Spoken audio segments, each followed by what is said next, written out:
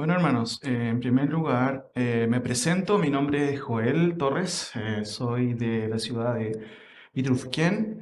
Pastoreo una iglesia bíblica allá, Iglesia Unión de Centros Bíblicos de Pitrufquén, ¿cierto? Y bueno, soy también hijo de pastor. Mi papá fue por muchos años pastor también en Unión de Centros Bíblicos y bueno, por la gracia de Dios también podemos seguir ese camino. Eso en primer lugar. Lo segundo, quiero agradecer también a los hermanos, ¿cierto?, de la iglesia local, acá los hermanos de la iglesia bíblica Jesús, Camino de Vida, especialmente al hermano Eduardo, que nos ha llevado para todos lados, ¿cierto? Nos ha traído, nos ha atendido súper bien. También al pastor José Miguel, al hermano Carlos también, que también nos ha compartido también de su cariño en su casa junto con su esposa. Todo ha sido muy lindo. Eso en primer lugar. Lo otro, también agradecer también la oportunidad de compartir también una temática que no es sencilla, que tiene que ver justamente con el tema escatológico. Por otro lado, también muy contento de compartir también esta instancia con el pastor Santiago. Para mí es un privilegio estar con él acá, ¿cierto? Y yo también vengo a aprender. Y de verdad, hermanos, es una bendición tener también al hermano Santiago. Así que, en mi caso, yo voy a estar haciendo presentaciones, más bien dicho, y quizás el pastor Santiago, él va a hincar más en el diente en la exposición de la escritura, y creo que es un complemento, creo que va a ser bueno. Y en mi caso, como les dije, voy a hacer presentaciones en donde voy a tratar de explicar un poco más general el contexto o el marco general, tratando de comparar algunas cosas también que son importantes tener en cuenta en un tema tan importante. Tres aclaraciones antes de empezar la exposición. Primero, el tema escatológico, hermanos, siempre es un tema sensible y nuestra intención no es denostar a otros hermanos que piensan diferente. No, ese no es mi propósito y puedo asegurar que el hermano Pastor Santiago tampoco tiene esa motivación. Yo voy a mencionar nombres de hermanos que piensan diferente o que en este caso son reformados, pero en ningún caso quiero que eso se entienda como una crítica, ¿cierto?, cejada, o una crítica, ¿cierto?, digámoslo así, destructiva, ¿no? Hay muy buenos hermanos reformados que uno puede aprender mucho de ellos, pero también es importante entender que si estamos haciendo esto es porque creemos que hay algunas cosas que sin duda merecen ser aclaradas y también dar respuestas también a cosas que en cierto sentido consideramos que o han sido mal interpretadas y bueno, hay que dar respuestas para eso también, desde la Biblia. La palabra de Dios dice, ¿cierto?, que la palabra de Dios es útil para, ¿se acuerdan?, enseñar, corregir y redarguir e instruir al hombre, ¿cierto?, de Dios, para que esté enteramente preparado para toda buena obra. Me llama la atención la palabra redar.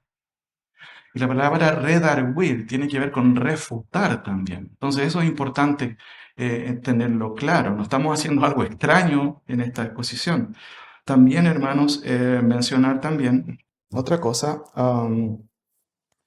Cuando estaba estudiando en mis primeros años de instituto, tuve un profesor reformado, muy buen hermano. No sabía mucho yo de este tema. Y hermano Daniel Mardones, si alguna vez él puede ver esto, está en Alemania él. Él era un hermano reformado con convicciones amilenaristas y aprendí varias cosas de él. Varias cosas de él. Y una de las cosas que aprendí, uno siempre recuerda enseñanzas que ha aprendido. Él me dijo, miren chicos, las doctrinas son como una tela de araña. ¿Qué significa eso? Que si tú pinchas un hilo del telar, todo se resiente. ¿Qué quiero decir con eso? No, la escatología es un tema que podemos ver después, en realidad no es tan importante. No, hermanos, también es importante. Y de hecho, si tocamos el tema escatológico, se resiente todo el telar teológico. Por ejemplo, la eclesiología va a topar con la eclesiología. Entonces, es bueno también ir entendiendo de que no son doctrinas separadas, todo está unido. Y por eso los hermanos de acá seguramente vieron la necesidad de dar una respuesta también a este tema y desde la Escritura, por supuesto. Pablo dijo, ¿cierto? ¿Se acuerdan a los ancianos ahí en Hechos 20? Porque no he rehuido anunciaros todo el consejo de Dios. Y lo escatológico obviamente también es parte de eso. Pablo de hecho escribe dos epístolas muy interesantes que de hecho hablan de este tema. Ahora, antes de seguir, hermanos, con la exposición, el título de esta exposición se llama Una hermenéutica correcta deriva en una escatología correcta. Eso quiero hablar esta mañana y vamos a hacer un recorrido un poquito de este tema de las cuestiones hermenéuticas, pero antes, ¿qué les parece si oramos nuevamente al Señor? Señor, te doy gracias porque tú nos has traído hasta acá. Te doy gracias por la instancia de poder tener este privilegio, Padre, de poder hablar sobre tus cosas, sobre lo que tú nos has revelado en tu palabra y esperamos no hablar más de lo que ella dice. Por eso te ruego que tú nos ayudes junto a mi hermano Santiago también a poder ser de bendición en este lugar, poder también instar a los hermanos a estudiar quizás también o a revisar este tema. Es tan importante porque no es algo aparte, es parte de tu enseñanza. Gracias, Señor, por este tiempo. Guíame también a mí a no hablar nada que tenga que ver con lo humano o con algo que se me ocurra, sino también, por el contrario, mencionar lo que tú también mencionas en tu palabra. Ayúdanos a todos entonces, Padre, en esta hora que podamos poner atención y también poder aprender de el consejo tuyo y tú lo que has revelado también en tu palabra. En nombre de Jesús, amén. Bueno, bueno, hermanos, como dice el título, voy a estar acá, fijándome acá. Ustedes van a tener ahí, en algún momento voy a ladearme para explicar en una parte algo que es importante. Pero básicamente lo que vamos a ver en esta ocasión es lo siguiente. Este es como el bosquejo general de lo que quiero hablar. Algunas definiciones sobre la hermenéutica. Una buena pregunta, ¿cuál es la fórmula de una hermenéutica correcta? ¿Qué fenómenos e instancias o pensamientos históricos han influido negativamente en la hermenéutica cristiana? Y quiero hacer un análisis muy rápido sobre todos estos aspectos. Hermanos, hay mucho material aquí y yo he tenido que dejar muchas cosas afuera, pero creo que esto pudiera ser importante para quizás instarles a ustedes también a profundizar después. Yo lo que voy a tratar de hacer es una pincelada también de esto. Cuarto, vamos a ver resultados de la nueva hermenéutica. Hay una neohermenéutica, más bien dicho, ¿cierto? Y eso tiene que ver con una crisis del significado. Vamos a llegar ahí. Eso es muy interesante. La hermenéutica reformada y la continuación de la espiritualización o la alegorización de la escritura. ¿Qué implica una sana y correcta hermenéutica entonces? La idea es que nos quedemos con algo, ¿cierto? Y finalmente, algunas conclusiones que quiero también mencionar. Primero, definiciones. Fasol nos dice lo siguiente. Hermenéutica ha llegado a definirse como la ciencia objetiva de las leyes, normas y principios de la interpretación que hacen posible descubrir el significado de un texto bíblico. Dependiendo del autor que uno lea, siempre se define como una ciencia, ¿cierto? Porque implica leyes, normas y principios. También a veces algunos autores lo mencionan como un arte también. Sin embargo, quienes conocen la Biblia, quienes estudian, quienes de alguna otra manera han podido tener este ramo, por ejemplo, de hermenéutica, se dan cuenta que claramente implica leyes, ¿cierto? Principios de interpretación. Ahora, teniendo claro esto, ¿cuál es, o pregunta, qué es una hermenéutica saludable? Dentro de mi exposición voy a hablar de una hermenéutica histórico, gramático, literal, porque creo que es, de una otra manera, es bien parecido o un sinónimo de la hermenéutica gramático-histórica. Pero me parece que el estadio de lo literal hay que dejarlo aparte porque también tiene su peculiaridad. El concepto histórico tiene que ver que la palabra de Dios, por supuesto, fue escrita por más de 40 autores en un contexto diferente, ¿cierto? Con realidades diferentes, y eso siempre es importante entenderlo, con contextos particulares. No podemos llegar ¿cierto? Y hacer una interpretación irresponsable y no entender que hay cosas que tienen que ver con el contexto. Usted seguramente lo sabe. En gramático, ¿por qué? 1 Juan 1.4 dice, estas cosas os escribimos para que vuestro gozo sea cumplido. Se supone, si la palabra del Señor ha sido escrita, los códigos con los cuales yo voy a interpretar esa escritura son los códigos del lenguaje. Por eso entendemos que dentro de todo el estadio de gramático implica la retórica de los autores, ¿cierto? El análisis que usan ellos, el carácter descriptivo o prescriptivo, los verbos que se usan. Entonces tomamos en serio también la gramática. Literal, cito a Cooper, un autor que cita Pentecost, que dice lo siguiente: cuando el significado sencillo de la escritura tiene sentido común, no hay que buscar otro sentido, por lo tanto hay que tomar cada palabra en su significado primario, ordinario, usual y literal, a menos que los hechos del contexto inmediato, estudiados a la luz de pasajes relativos y verdades axiomáticas fundamentales, indiquen que hay que tomarlo de otra forma, o en este caso de forma quizás a veces metafórica. Pero eso no es un descubrimiento que estamos haciendo ahora, cuando habitualmente a veces se nos dice que somos súper literalistas o aplicamos un literalismo rígido. Creo que eso es parte de los mitos también que algunos autores también pueden explicarnos. Ahora, la pregunta a continuación es, ¿qué fenómenos, instancias o pensamientos históricos han influido negativamente en la hermenéutica cristiana? Hermanos, en esta parte yo quizás voy a mencionar hartas cosas, quiero ser claro en esto, aunque igual no es algo tan sencillo, pero quiero esforzarme para hacerlo sencillo. Como les dije al principio, esto es un vuelo de pájaros de lo que podemos hacer. Como les decía, tuve que dejar muchas cosas afuera en honor también al tiempo. Sin embargo, si yo les preguntara a ustedes cuánto tiempo gastan en ver una serie de Netflix, a ver, díganme ustedes, ¿una hora? Más de una hora a veces, ¿cierto? Así que prepárense porque voy a estar 2 horas aquí. No, no, mentira, no, hermano, mentira, mentira. Va a ser mucho más breve, espero, ¿cierto? Pero siempre es bueno tener eso. A veces estamos tan apurados, ¿no? Es la hora, pero a veces estamos sentados frente a Netflix y a veces podemos ver una serie completa. Yo sé que esto no ocurre acá. De donde vengo yo, sí, a lo mejor, pero ¿cierto? Bueno, la influencia de la filosofía griega. Y esto es lo primero a entender. ¿Cómo es que la hermenéutica, en términos generales, ha sufrido de la influencia? ¿Qué influencia? Lo primero es la influencia del mundo griego, ¿cierto? Y aquí hay un cuadro que explica un poquito el movimiento, el pensamiento, ¿cierto?, del mundo griego, de los filósofos griegos, que pasa por al menos 3 épocas. El periodo cosmológico, los filósofos empiezan a mirar al cielo y empiezan a especular cómo vino todo esto, de dónde venimos, ¿cierto? Y empiezan a especular sobre cómo es que nació. Por ejemplo, Tales de Mileto dice, ¿cuál es el origen de la naturaleza? Y él creía que todo venía del agua. Anaximandro también escribió un tratado acerca de la naturaleza y introduce un término nuevo en la reflexión filosófica, el arjé, que de hecho es un término del Nuevo Testamento, que él lo va a tomar como el principio de todo. No quiero, obviamente, expandirme en esto porque la idea es pasarlo rápido. Está el periodo antropológico en donde la gente o los filósofos se preguntan, ¿quién es el hombre? ¿De dónde viene?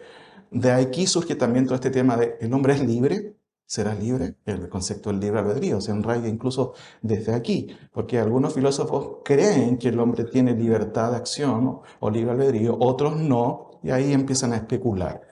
También está el periodo de la ética y la conducta, ¿cierto? Estaban los epicúreos, ¿se acuerdan? Pablo menciona algo de ello.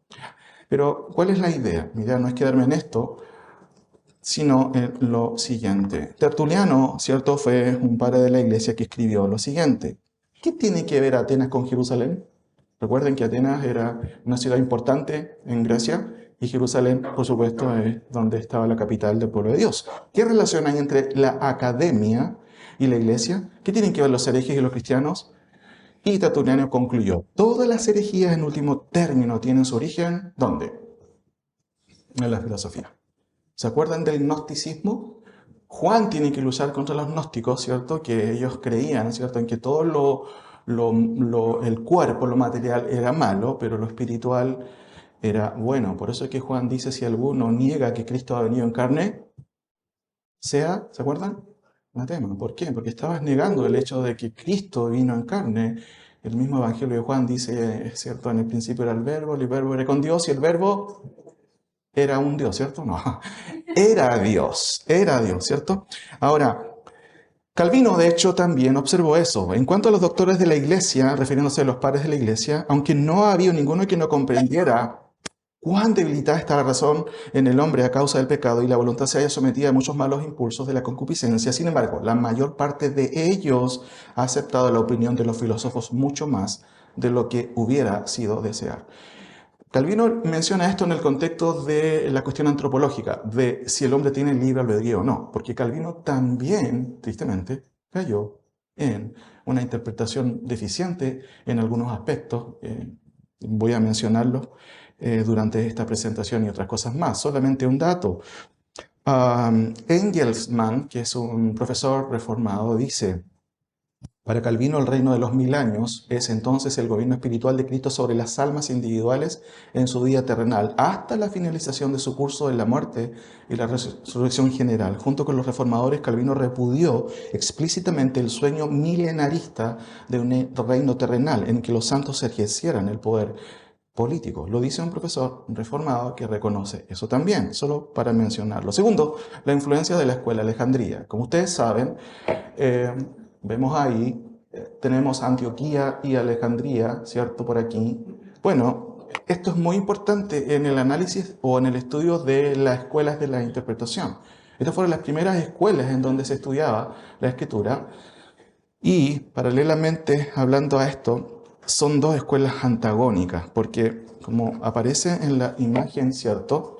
Creo que me adelanté un poquito ahí. Tenemos grandes diferencias entre estas dos escuelas. La escuela de Alejandría tuvo una influencia platónica. ¿De dónde surge esto? De los filósofos griegos. El énfasis fue en la interpretación alegórica, ¿cierto? La alegoría trae el verdadero significado, dijeron muchos. Personajes importantes de esta escuela eran Filón, Clemente de Alejandría, Ticonio y este famoso autor, Agustín de Hipona. ¿Lo conocen? ¿Cierto? Agustín de Hipona. La escuela de Antioquía era muy diferente, ¿cierto? Tiene una influencia aristotélica, dicen algunos autores, pero ellos enfatizaron con mayor precisión la interpretación literal de la escritura o la interpretación gramático-histórica. Sin duda no desde el punto de vista del desarrollo posterior, pero sí entendían de mejor manera la interpretación de las escrituras. Algunos personajes importantes, Doroteo, Lucio, Diodoro, ahí tienen nombres para sus hijos, ¿cierto? Teodoro de Mostrecia, Juan Crisóstomo, entre otros. La escuela de Antioquía fue mejor, pero no está exenta de errores, porque también cayeron en algunas herejías como el sabelianismo y también otras cuestiones que igual de una u otra manera distorsionaban la doctrina de Cristo. Eso es importante tenerlo en cuenta.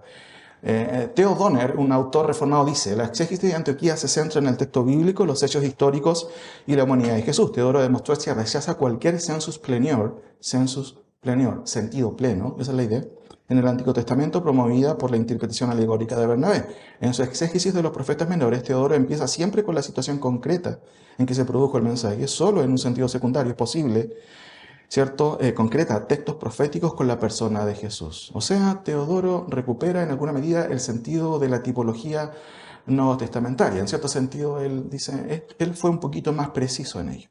Una cita también importante de Fasol dice lo siguiente: durante los 3 primeros siglos la iglesia creía en el milenio, o creía que el milenio era futuro y que ocurría de forma, ¿cierto?, literal.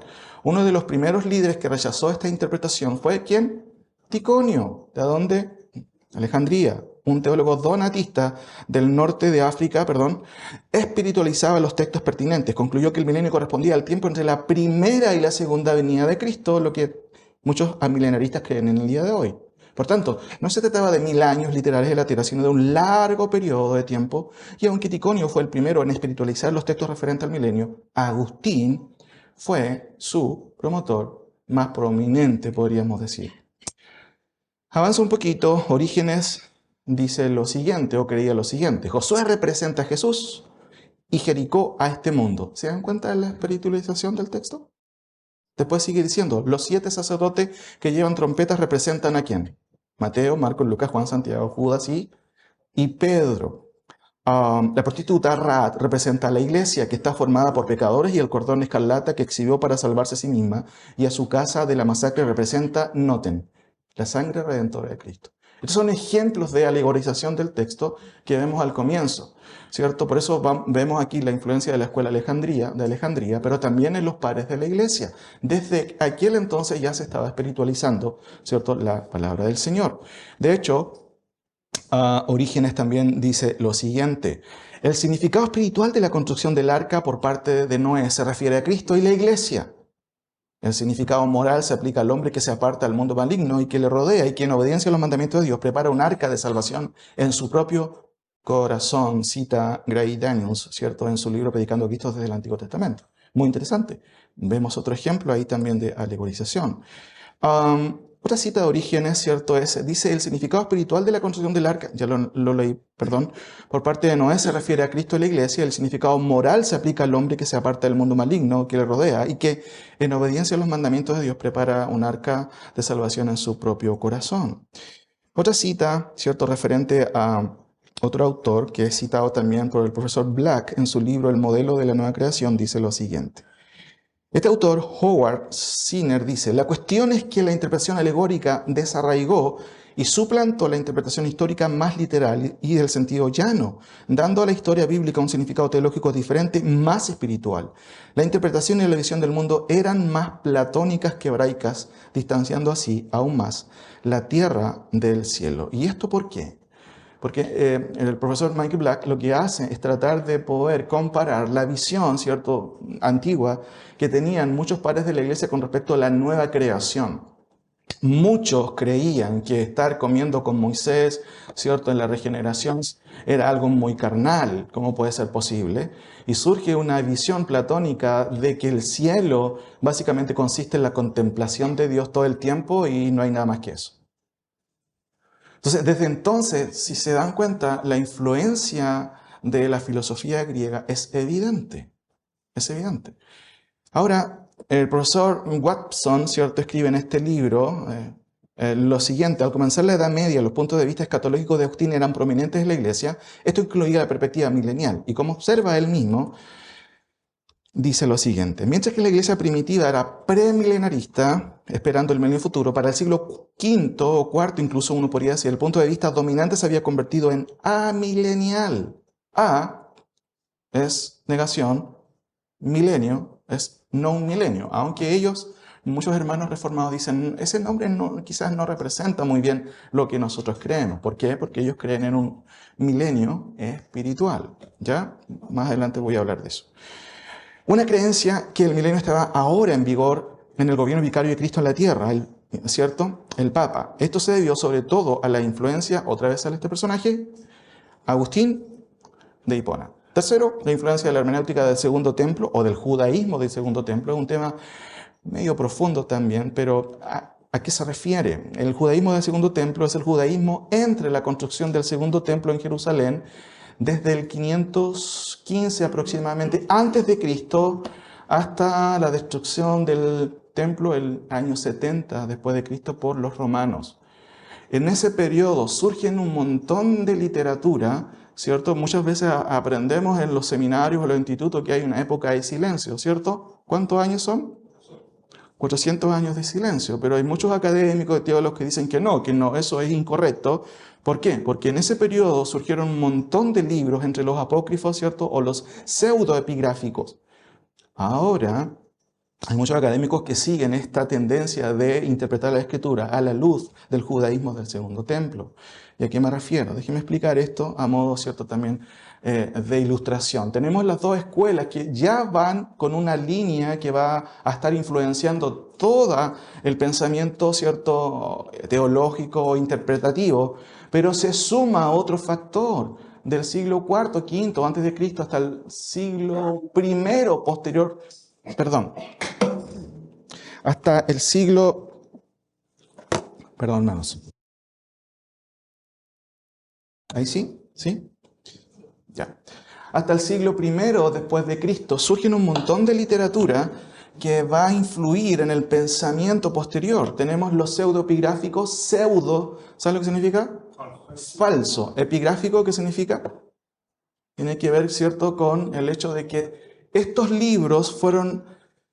A ver, ¿quiénes escribieron estos libros? No se conoce quiénes fueron, pero ellos fueron muy inteligentes. Para que tuvieran recorrido, para que fueran aceptados, les ponían nombre de quién? De profetas, ¿cierto? Ahí Moisés, Enoc, ¿cierto? Y eso de una otra manera podría lograr cierta audiencia. Por eso se llaman pseudoepigráficos. No sabemos realmente quiénes los escribieron. Están los apocalipsis judíos, o aquí viene todo este género de la apocalíptica, un término de doble filo, voy a estar explicando eso, apócrifos judíos, la literatura del Qumran también, ¿cierto? Y también la apocalíptica esenia, básicamente es lo mismo, los esenios estaban en Qumran. Ahora, ¿De qué manera influye, cierto, la literatura del Segundo Templo? Recuerden que, ¿quién fue el último profeta en el Antiguo Testamento en escribir? ¿Quién? Malaquías, justamente, Malaquías. Y después entendemos nosotros que hay una época, que le he dicho, que entendemos que posteriormente a eso no creemos que no hay libros canónicos, evidentemente, hasta la aparición, obviamente, de el Señor Jesucristo, ¿cierto? Y los evangelios. Ahora, vuelvo a repetir, es en ese momento en que surge un montón, ¿cierto?, de literatura, como ya lo hemos dicho. Déjenme citar a Duval y Hayes, que son autores también de un libro de hermenéutica. Seguramente más de una vez usted ha escuchado el término apocalíptica o género apocalíptico, para referirme a la apocalíptica. Y sin entrar por ahora en detalle, la apocalíptica nos remite en el pensamiento a una serie de expresiones gramaticales, figuras y símbolos apocalípticos. Algunos añaden crípticos, así como cerrados, que surgieron de la literatura apócrifa de este género, entre otras cosas más. Ahora, notemos el siguiente diapositiva. Samuel Waldron, que es un autor amilenarista, dice lo siguiente. La pregunta es si los 1000 años de Apocalipsis 20 han de entenderse literalmente o figurativamente. Uno de estos principios era que cada pasaje de la Escritura debe ser interpretado de una manera apropiada a su género literario. ¡Wow! Después dice, se debe practicar el análisis del género, y eso no es del todo incorrecto, pero noten lo que sigue a continuación. En el mismo capítulo, ¿cierto?, determinamos que Apocalipsis 20 fue escrito en el género apocalíptico. Este es un tipo de literatura altamente simbólico y dramáticamente figurativo. Es una manera de poder amordazar el Apocalipsis y anular su sentido profético, porque de hecho Apocalipsis es un libro profético. Podemos decir que tiene una sesión epistolar, pero esencialmente es profético. Después voy a aclarar eso. Otro autor, cierto, que escribe es lo siguiente. Tov Billin dice, al leer el Antiguo Testamento a la luz de la literatura del Antiguo Oriente Próximo, ahí está el tema, y leer el Nuevo Testamento a la luz del judaísmo del Segundo Templo, podemos afinar nuestra comprensión de los géneros y convenciones literarias dentro de los escritos bíblicos. No sé si están dando cuenta de lo que está diciendo el autor.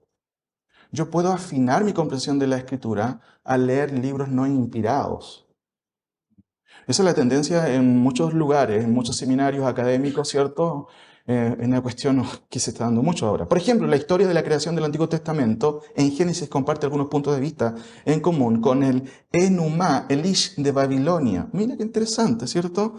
La ley del Éxodo con el código de Hammurabi. Y de hecho es muy curioso, el código de Hammurabi es más antiguo que el código mosaico. Entonces surgen preguntas obvias. ¿Moisés copió?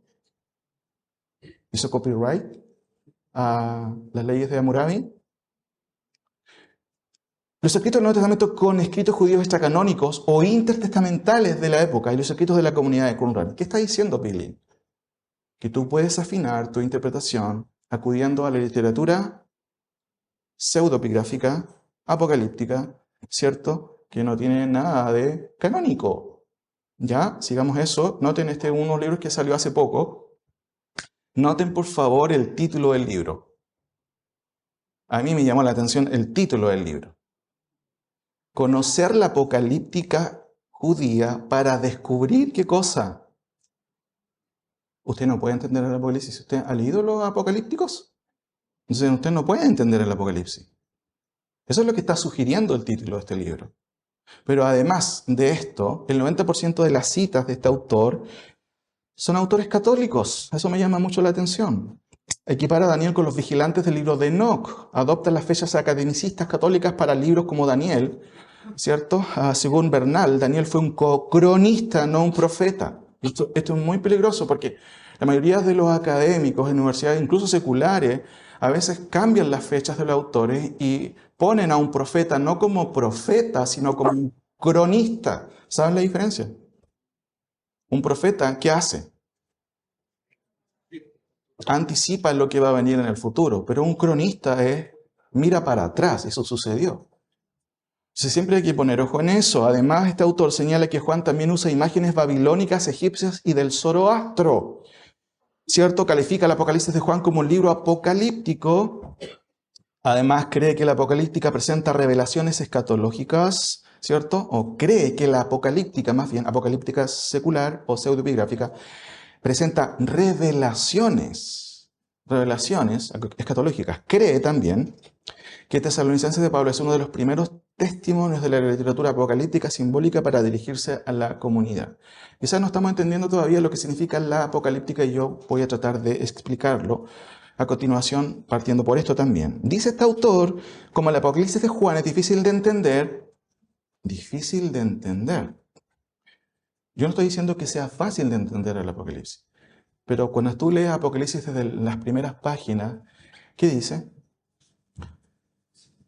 Infeliz el que lee este libro porque no va a entender nada, ¿cierto? Ya, mira, dice, como el Apocalipsis de Juan es difícil de entender, Barclay lo decía, citando a Barclay, ya que es un libro oscuro. ¿Has escuchado esto? Ah, no, esto es el libro oscuro, así que no te metas ahí, no, por favor.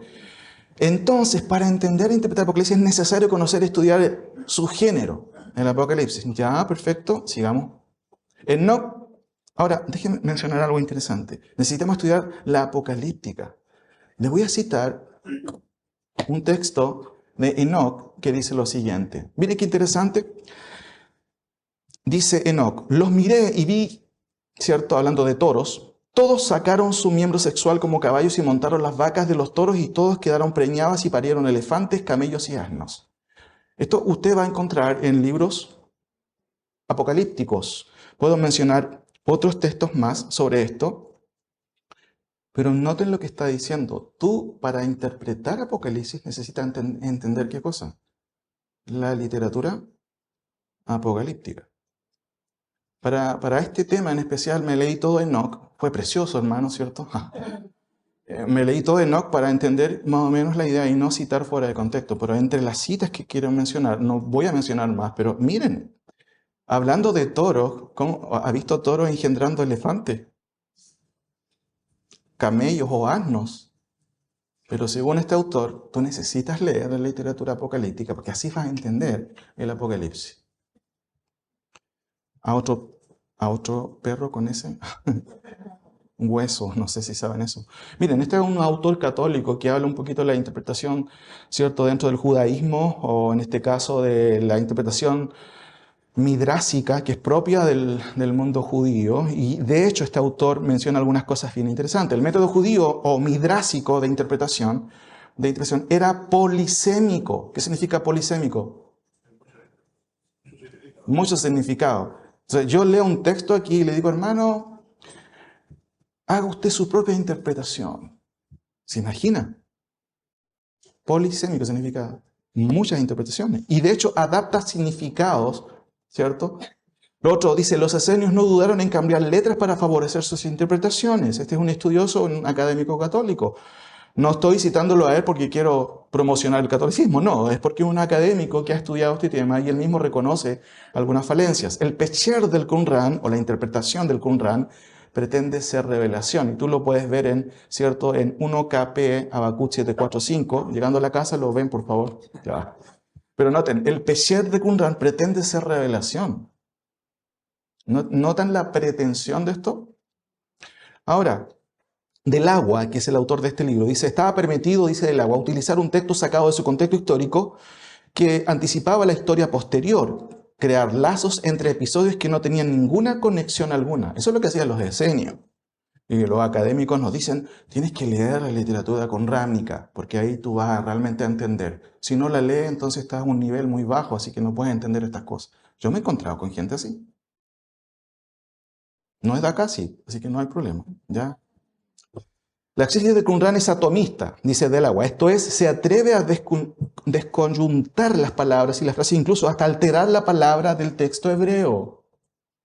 La comunidad del Qumran creían ser la última generación y creían no en un Mesías, sino en dos Mesías. Como conocimiento general o cultural, decimos nosotros acá, ¿cierto? Bueno, si quieres léelo, pero ten cuidado con eso. Ahora, noten esto, y aquí me pega un salto interesante. ¿Quién creen ustedes que dijo esto? Y aquí lo estoy diciendo con mucho respeto. Este es el último pasaje de la Biblia, Apocalipsis 20, que nos habla de un reino de 1000 años. El problema es que ese pasaje se encuentra en un libro apocalíptico. Entonces el género apocalíptico yo tengo que entenderlo de otra forma. Sigue diciendo el autor. Y debo decir aquí que no es lo mismo literatura profética que literatura apocalíptica. La literatura apocalíptica pertenece a un género literario donde el autor se vale de visiones, de sueños, de símbolos para poder expresar lo que quiere expresar. ¿Quién nos dijo esto? Mi hermano Sugel. Entonces, claramente entendemos por qué llegan a interpretar Apocalipsis de una manera muy, muy diferente. Avanzo, lo siguiente. Noten, aquí tenemos Apocalipsis 1, los primeros 3 versículos, y aquí hay 4 aclaraciones. ¿Qué es Apocalipsis? Dígame usted. ¿Y qué es la palabra revelación? ¿Cómo? Correr el velo, ¿cierto? Y una revelación tiene el propósito de oscurecer el mensaje o de aclarar el mensaje. ¿Y por qué siempre escuchamos que este es un libro oscuro? Juan dice que es una revelación. Segunda aclaración, noten. La revelación de Cristo que Dios le dio para manifestar a sus siervos las cosas que deben suceder pronto, ¿cierto? No es un cuadro apocalíptico que daba esperanza al pueblo judío, porque una de las explicaciones de qué es la apocalíptica surge posteriormente al exilio de Israel y ellos no saben qué hacer, ¿cierto? Su perspectiva nacionalista, o sea, está por el suelo, ¿qué vamos a hacer? Y empieza a surgir la literatura apocalíptica con símbolos, con imágenes justamente apocalípticas que al final lo que cuentan es que el pueblo de Dios va a triunfar. En el fondo fue un autoplacebo gramatical, podemos decir, literario, para dar esperanza a Israel, pero alejado de todo tipo de inspiración verbal, en este caso de parte de Dios. ¿Apocalipsis qué es? Ya está diciendo que son cosas que tienen que suceder, no en la imaginación de alguien. Después, tercera cosa, dice, bienaventurado, ¿qué cosa? No te metas en ese libro porque es un libro apocalíptico y no lo vas a entender. Pero Juan dice lo contrario, bienaventurado el que lee, ¿cierto? Y los que oyen las palabras de esta, noten. Cuarta aclaración, ¿qué es Apocalipsis? Profecía. Evidentemente que hay una sección epistolar, pero a mí me parece que eso es algo más, es como un prólogo. Porque desde Apocalipsis 6 hasta el capítulo 19, ¿qué vemos? Vemos un desarrollo de juicios que tienen mucha relación a lo que el Antiguo Testamento llama el gran día de Jehová. Entonces, qué interesante, hermanos, son estas aclaraciones. Teniendo claro eso, Apocalipsis nunca ha sido un libro oscuro. A lo mejor yo soy el oscuro que no la entiendo o quiero meter un montón de ideas.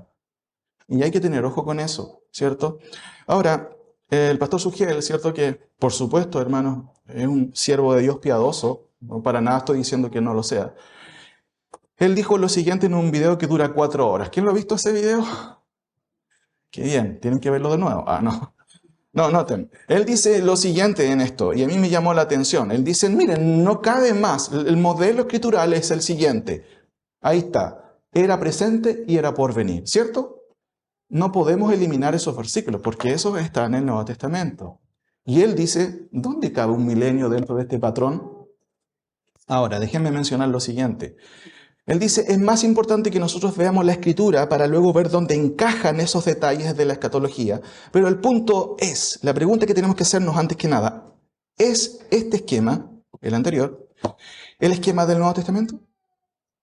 ¿Es este esquema, cierto? ¿Es el esquema que permea el Nuevo Testamento, cierto? Este siglo y el venidero. Entonces, lo primero que tenemos que preguntarnos ¿es esta estructura bíblica? Y luego preguntarnos, ¿y dónde encajan todos los demás detalles?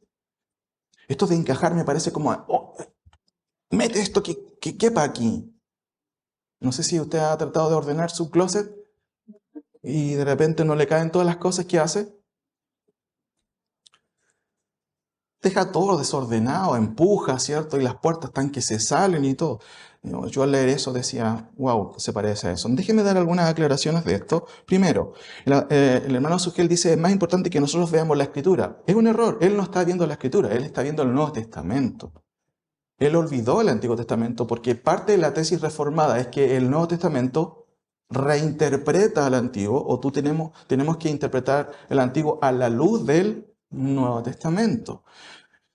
Por eso es que él no ha tomado en cuenta las Escrituras. Así el esquema del Antiguo Testamento, ¿cierto? O la razón, la prioridad del Nuevo Testamento sobre el Antiguo, razón de la espiritualización de muchos versículos. Otra aclaración que quiero mencionar es la siguiente.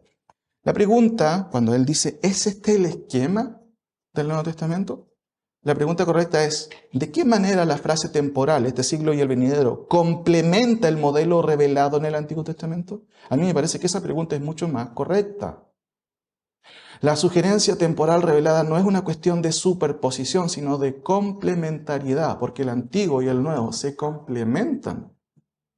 El Nuevo Testamento no está por encima del Antiguo y anulo el Antiguo Testamento. Y una tercera aclaración, ¿dónde encaja todo aquello y todo esto? Hermanos, la pregunta correcta no es dónde encaja todo lo demás, sino en vista que el día del Señor y el reino son realidades reveladas, ¿de qué manera la frase temporal, este siglo y el venidero aportan a lo ya revelado en el esquema del Antiguo Testamento? Ahora, avanzo en algunas cosas. Me gusta este libro y se los recomiendo. La deficiencia del modelo de dos eras del profesor Matt Whitmire. El pastor Sogiel trata de refutar ese libro, pero en realidad él no hace nada de ello. En realidad lee muy rápido eso. Les recomiendo este libro. Él dice lo siguiente. Su pretensión, ¿cuál? La pretensión de dividir el patrón del Nuevo Testamento de este siglo y el siglo venidero es una pretensión. ¿Por qué? Porque pretende ser un marco esquema escatológico autoritativo y que se olvida del modelo del Antiguo Testamento. Ustedes se preguntarán, ¿y cuál es el modelo del Antiguo Testamento? Ya lo vamos a ver.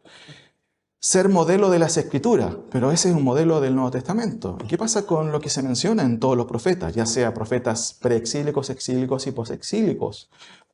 Tercero, ¿cuáles son los defectos hermenéuticos que acarrea este modelo? No toma en cuenta las revelaciones escatológicas puestas en el Antiguo Testamento, no considera el carácter de la revelación progresiva, el modelo superpone, ¿cierto? El modelo se superpone por sobre la exégesis incluso, y el modelo apela a los textos que tienen un enfoque particular, ¿cierto? Y se omiten quizás los otros. Y finalmente el modelo no funciona como complemento del Antiguo Testamento, sino como mordaza en el fondo. Les recomiendo este libro del profesor Whitmire que dice lo siguiente, cito a continuación. En lugar de comenzar en el Antiguo Testamento y trazar el desarrollo del reino a través del progreso de la revelación, el amilenarista cae en paracaídas en el medio del Nuevo Testamento e insiste en que los pasajes de dos eras sirven como punto de partida y marco interpretativo para el resto de las Escrituras. Sigue diciendo el profesor Whitmire. En lugar de utilizar un marco interpretativo, la mejor manera de honrar la autoridad divina de cada pasaje, así como la escritura en su conjunto, es rastrear la doctrina de la venida del reino por toda la revelación bíblica. Esto significa comenzar en el Antiguo Testamento y moviéndose progresivamente a través de toda la escritura, desde el Génesis hasta el Apocalipsis, permitiendo a cada pasaje hacer su propia contribución única, contextual, a la medida que se basa en la revelación anterior. Ahora, avanzo, hermanos, en lo siguiente. Lo curioso es que quien propuso el modelo de dos eras fue un autor llamado, ¿cierto?, Gerhard Johannes Voss. Y noten lo que dijo él, que escribió en el siglo XVIII. Ya hemos visto que la distinción entre este siglo y el siglo venidero se encuentra en la línea de la sucesividad, donde y tan pronto como uno cesa, el otro comienza, o al menos está en el punto de inicio. Incluso los premilenaristas no pueden tener ninguna objeción a esta afirmación en la medida en que bajo su esquema el milenio podría ser parte, ¿cierto? Podría en parte ser identificado con el siglo venidero como el comienzo de este.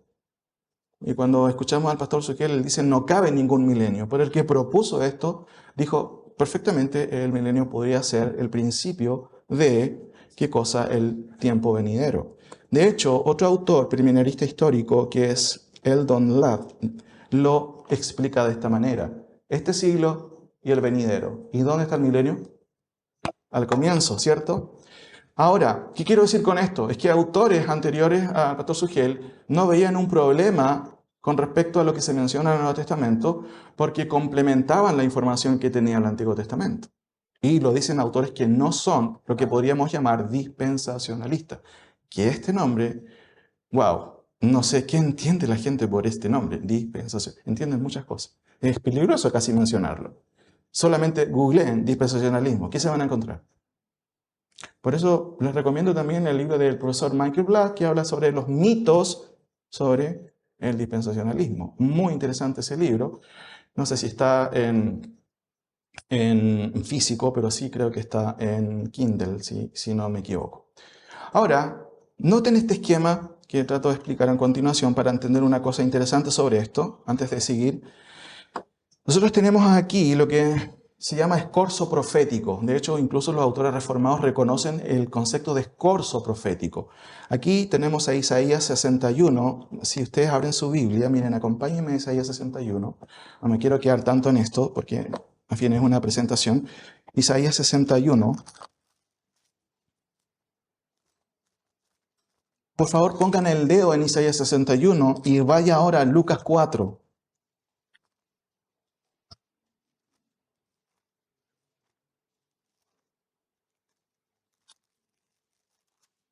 Lucas capítulo 4, versículo 14 en adelante. Es la primera predicación del Señor Jesús. Y Jesús volvió en el poder. Estoy leyendo Lucas 4, del versículo 14 en adelante. Y Jesús volvió en poder del Espíritu a Galilea y se difundió su fama por toda la tierra de alrededor. Y enseñaba en las sinagogas de ellos y era glorificado por todos. Y vino a Nazaret, donde se había criado, y en el día de reposo entró en la sinagoga, conforme a su costumbre, y se levantó a leer. Y se le dio el libro del profeta Isaías, y habiendo abierto el libro, halló el lugar donde estaba escrito. Y noten con atención. El Espíritu del Señor está sobre mí, por cuanto me ha ungido para dar buenas nuevas a los pobres, me ha enviado a sanar a los quebrantados de corazón, a pregonar libertad a los cautivos y vista a los ciegos, a poner en libertad a los oprimidos, a predicar el año agradable del punto. Y cerró el libro. Noten el versículo 20. Y enrollando el libro, lo dio al ministro y se sentó. Miren, vayan a Isaías 61 ahora.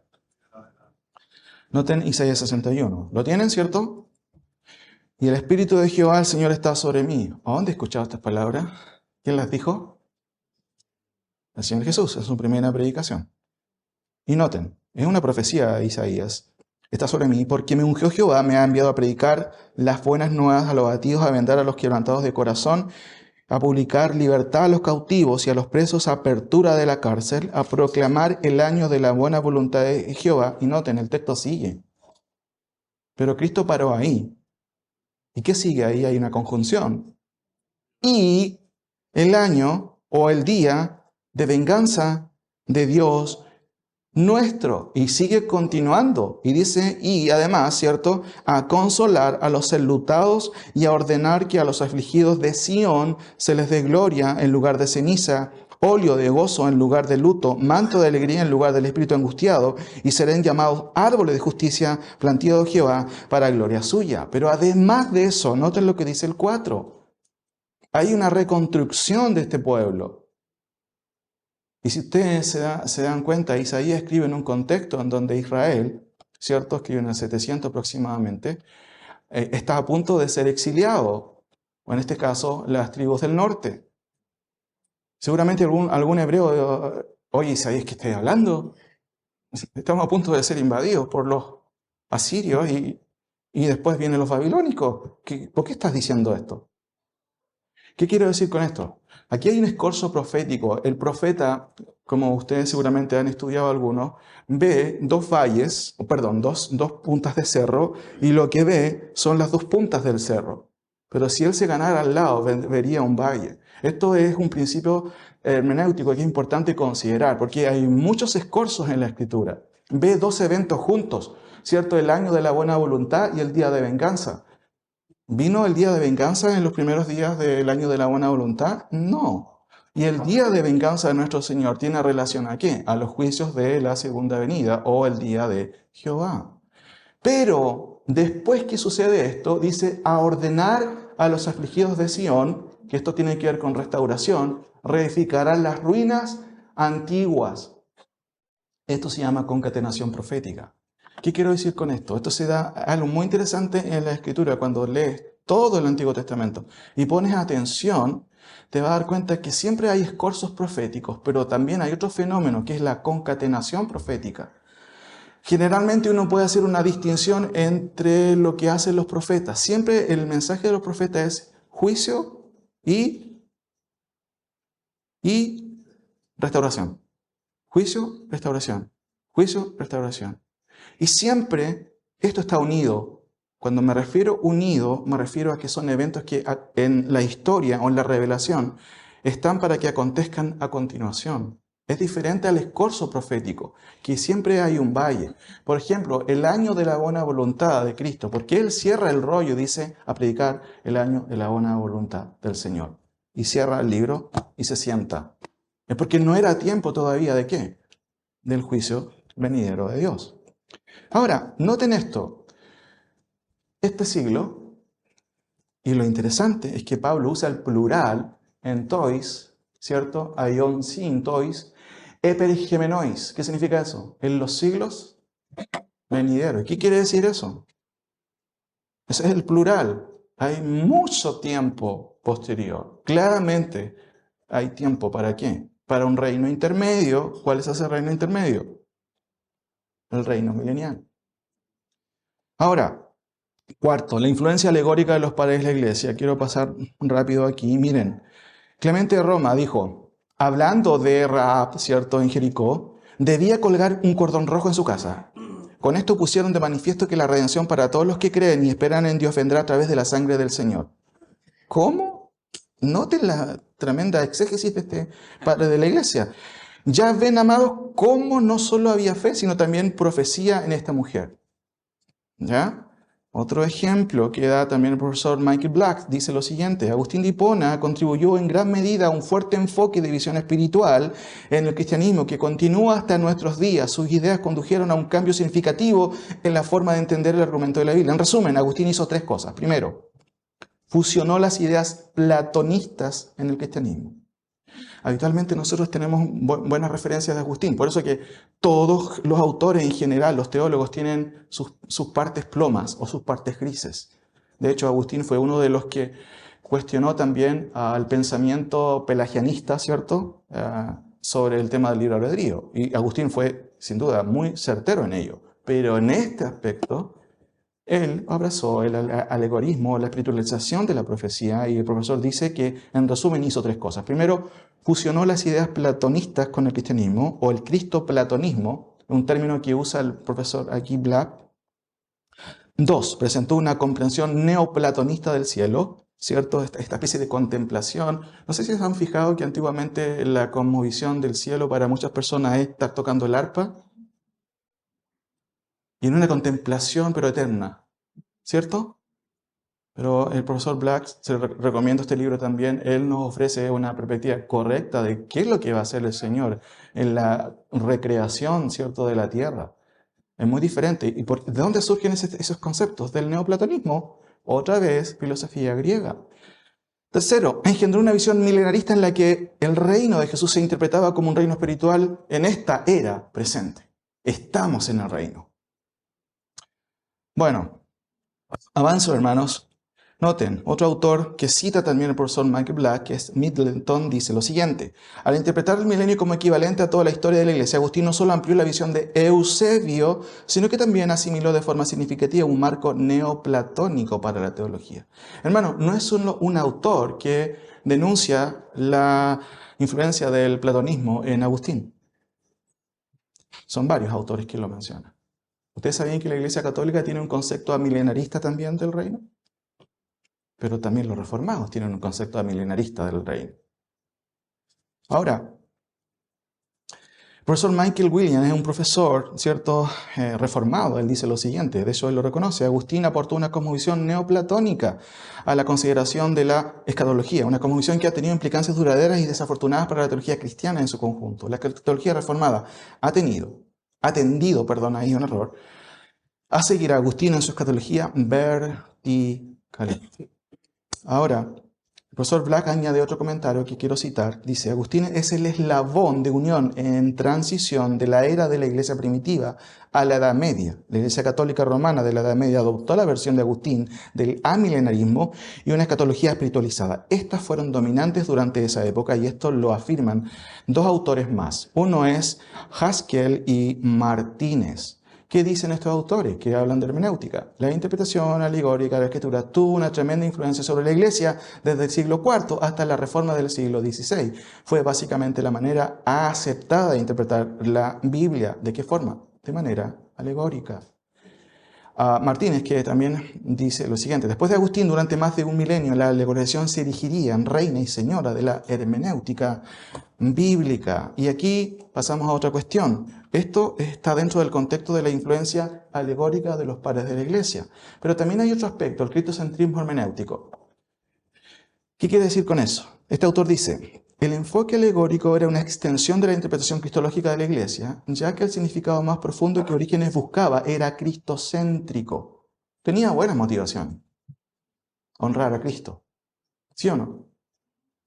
Para Orígenes, Cristo era el centro de la historia y la clave para entender el Antiguo Testamento. Pongan ojo en esto. Noten el siguiente libro. ¿Lo tienen? ¿Alguien ha leído este libro? Yo lo compré con mucho entusiasmo. Hay cosas buenas en este libro. Pero el pastor Sugel dice: ellos, los profetas, eran incapaces de entender plenamente sus propios escritos porque carecían de la luz que ahora tenemos en el Nuevo Testamento. Wow, sí, podría ser, no lo sé. Me parece un poco quizás, no sé, fuerte, no lo sé. Jesús dice, hablando del pasaje de Lucas 24, el camino de los discípulos de Emaús, ¿se acuerdan? Ese contexto estoy hablando. Jesús los amonesta por su falta de entendimiento, pero al mismo tiempo les provee ¿qué cosa? La clave. Pongan ojo en este concepto, que necesitaban para interpretar las escrituras correctamente. Y añade, citando a Cluny, Jesús les proveyó la clave que ellos necesitaban para interpretar toda la Biblia. Si lo colocaban a él en el centro de la historia redentora, el significado de los textos bíblicos se vería delante de sus ojos. Aquí se presenta a Cristo como la clave hermenéutica. ¿Qué quiere decir eso? Cito al pastor Alex Figueroa, un pastor de una iglesia de Santiago, un buen hermano, un hermano piadoso, lo conozco a él, y quiero dejar claro eso, pero lo cito a él porque él creo que nos ayuda a entender esta cuestión de la clave. Él dice lo siguiente en una de sus ponencias. Lucas 24 le habla aquí Cristo a los caminantes que iban hacia Emaús y les dice: y nosotros decíamos que esa división de Moisés, los profetas y los salmos era como ellos dividían todo el Antiguo Testamento, la Tanaj, ¿cierto? Entonces Cristo mismo está diciendo: yo soy la clave para que ustedes entiendan lo que está en todos los profetas, en Moisés, en los salmos. Pero después añade, porque le preguntan a él: ¿es verdad que Cristo dijo ser la clave? Y él dice: sí, bueno, o sea, lo afirmé de esa manera. Es que el mismo Cristo lo dijo de esa manera. Algunos hoy en día dicen que el Antiguo Testamento debe tomarse en sus propios términos, pero eso es un grave error porque están ignorando esa clave que Dios, ¿cierto?, dio y el mismo Jesús dio para interpretar el Antiguo Testamento. A ver, y aquí obviamente tiene que hacerse algunas preguntas. ¿Cristo dijo realmente en Lucas 24, yo soy la clave hermenéutica para interpretar el Antiguo Testamento? No sé si han encontrado que Cristo haya dicho eso. No. La otra pregunta obvia es: ¿Cristo está en todos los profetas, en todo Moisés y en todos los salmos? ¿Eso estaba diciendo el Señor a los discípulos de Emaús? Me van a encontrar en todos lados. Otra pregunta también. Hermanos, ¿es un grave error tomar las promesas de Dios a su pueblo en sus propios términos? Como Dios las dio porque ahora el Hijo cambió esos términos. Esto es como cuando la mamá desautoriza al papá. ¿Se han fijado en eso, no? Papá le dice: no hagas esto, y viene la mamá: hágalo, hijito, nomás. Y mi papá me dijo que no lo hiciera. Es como que si Cristo desautoriza a Dios, que dice: así ha dicho Jehová. Y para mí eso es súper crítico en lo personal. Y una de las razones de por qué nunca pude abrazar alguna sugerencia, ¿cierto?, desde el mundo reformado. Si ustedes leen Jeremías 31, por ejemplo, cuando dice: y yo haré pacto con la casa de Israel, ¿cierto?, y con la casa de Judá, y en aquellos días yo pondré, ¿cierto?, en ellos un corazón nuevo. Cuando uno empieza a leer esos textos, es súper claro que quien está estableciendo eso no es John MacArthur, ¿cierto? Es así, dice Jehová. ¿Cómo puedes reinterpretar eso? Yo pondré corazón en ellos. Yo haré que anden en mis leyes. ¿Quién lo está diciendo? ¿Y cómo a mí se me ocurre decir, no, eso hay que interpretarlo a la luz del Nuevo Testamento, porque en realidad no hay que tomar los términos del Antiguo Testamento en sus propios términos? Es una forma sutil de decirme, no, eso no tienes que tomarlo en serio. ¿Cómo puedes decir que el así ha dicho Jehová puede ser reinterpretado? Para mí esa es una de las críticas más potentes que al menos yo observo y por la cual no puedo aceptar una interpretación espiritualista del Antiguo Testamento. Ahora, hermanos, en Lucas 24, ¿qué está diciendo el Señor? Y cito aquí también a otro profesor que es muy interesante, que es el profesor Chu también, que escribe en este libro y se los recomiendo también. Les he recomendado otros libros, ¿se dan cuenta? Dice, en primer lugar, el texto no afirma que Jesús interpretara que todas las escrituras eran acerca de sí mismo, declara que expuso las cosas respecto a sí mismos que están por todas las escrituras. Eso es muy diferente, ¿se dan cuenta? La afirmación no consiste en que todo en las escrituras trata sobre Cristo, sino más bien que Jesús recorrió todo el Antiguo Testamento para mostrar los pasajes pertinentes respecto a sí mismo. De hecho, la lectura literal del texto dice lo siguiente. Leamos todos juntos, a ver. Ya, pues hermanos, leamos. No, miren, qué interesante la expresión aquí, es súper cortita. Dice, literalmente el texto griego dice, explicó a ellos en todas las escrituras las cosas acerca de él. Eso es lo que dice el texto original, ¿cierto? Peri e autu, acerca de él. No está diciendo que todo habla de Cristo. Busquemos Cristo por aquí, por acá, por debajo de las letras, entre medio de las letras. Eso en realidad no es honrar a Cristo. Aparentemente pudiera hacer eso, pero eso no es lo que dice el texto, hermanos. Ahora paso, ya estoy llegando a los últimos 3 puntos. La influencia alegórica de los padres de la Iglesia, ¿cierto? Y en referente a la teología del reemplazo. Déjenme mencionar algunas cosas rápidamente. Este autor, Larry Peter, dice lo siguiente en un artículo muy interesante que pueden encontrar en este blog, ¿cierto? Evangelio. No alcanzo a ver ahí, .blog. Dice él, es importante agregar que varios también creyeron que la iglesia pasaría por la tribulación. Hipólito, por ejemplo, enseñó que la mujer de Apocalipsis 12 es la iglesia, no Israel. Además enseñó que la iglesia había reemplazado permanentemente a Israel. ¿De dónde surge esta cuestión de la teología del reemplazo? Muy temprano. Añade él, después de los 3 conflictos militares, el 70, ¿cierto? La destrucción del templo por Tito, segunda rebelión en el 115 y la rebelión de Bar Kokhba en el 132. Unos años después de estos hechos, los padres comienzan a llamar a la iglesia el nuevo Israel. ¿Conocen a este personaje, Lutero? Las sombras de Lutero. Él escribió un libro que se llama Los judíos y sus mentiras.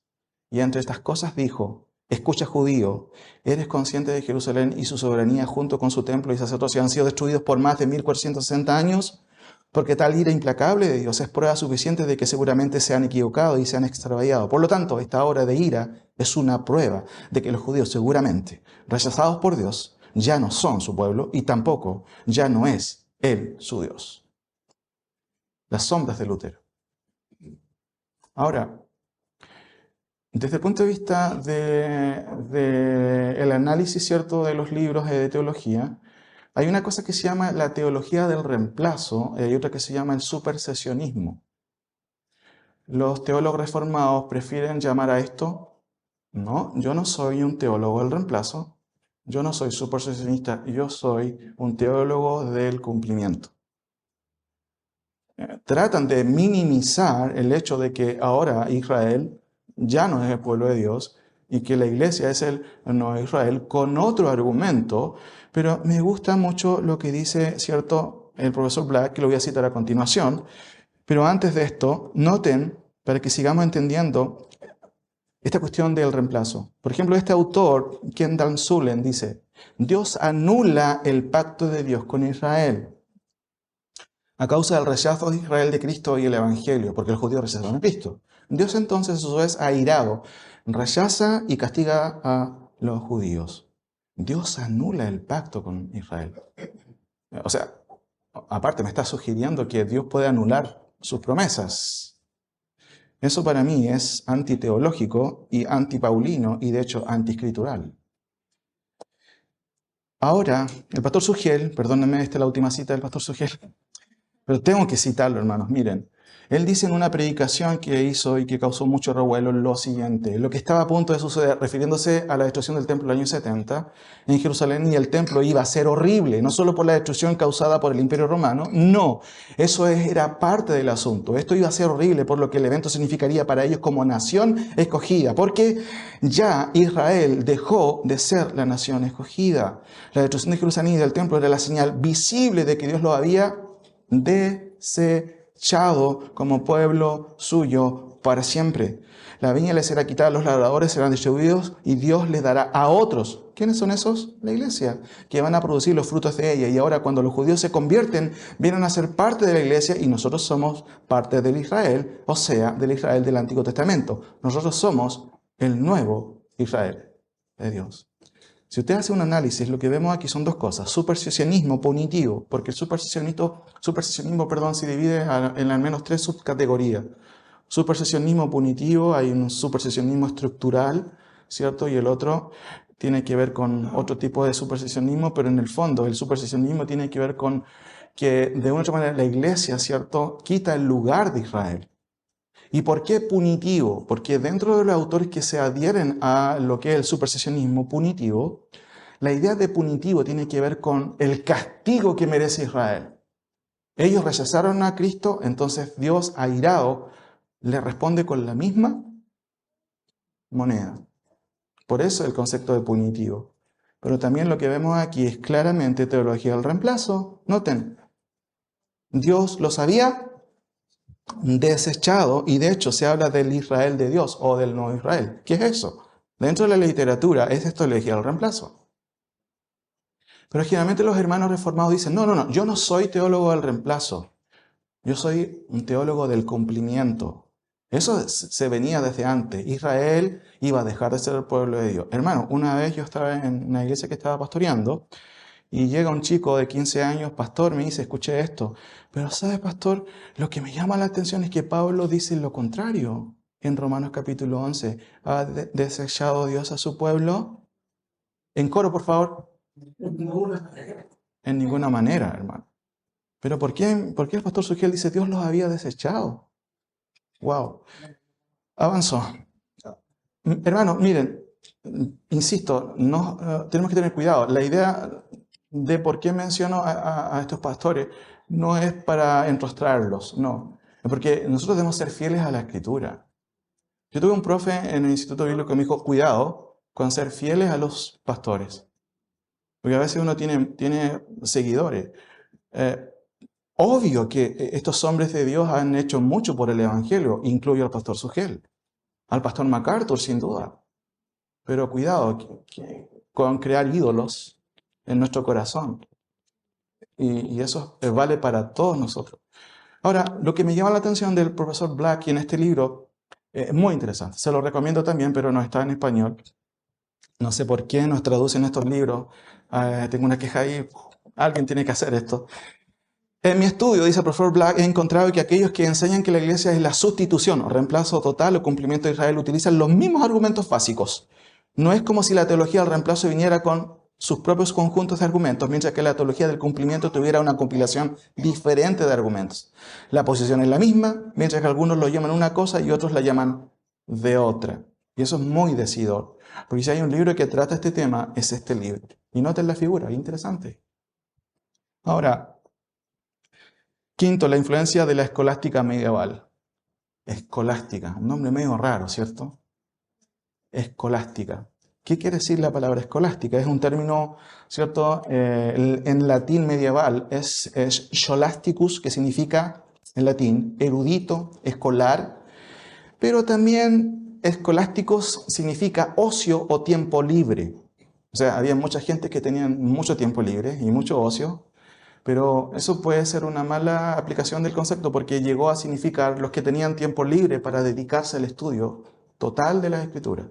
Entonces, es un grupo que empezó a denominarse los escolásticos, que no solamente se dedicaban al estudio, sino que además usaron de la filosofía para discurrir la teología.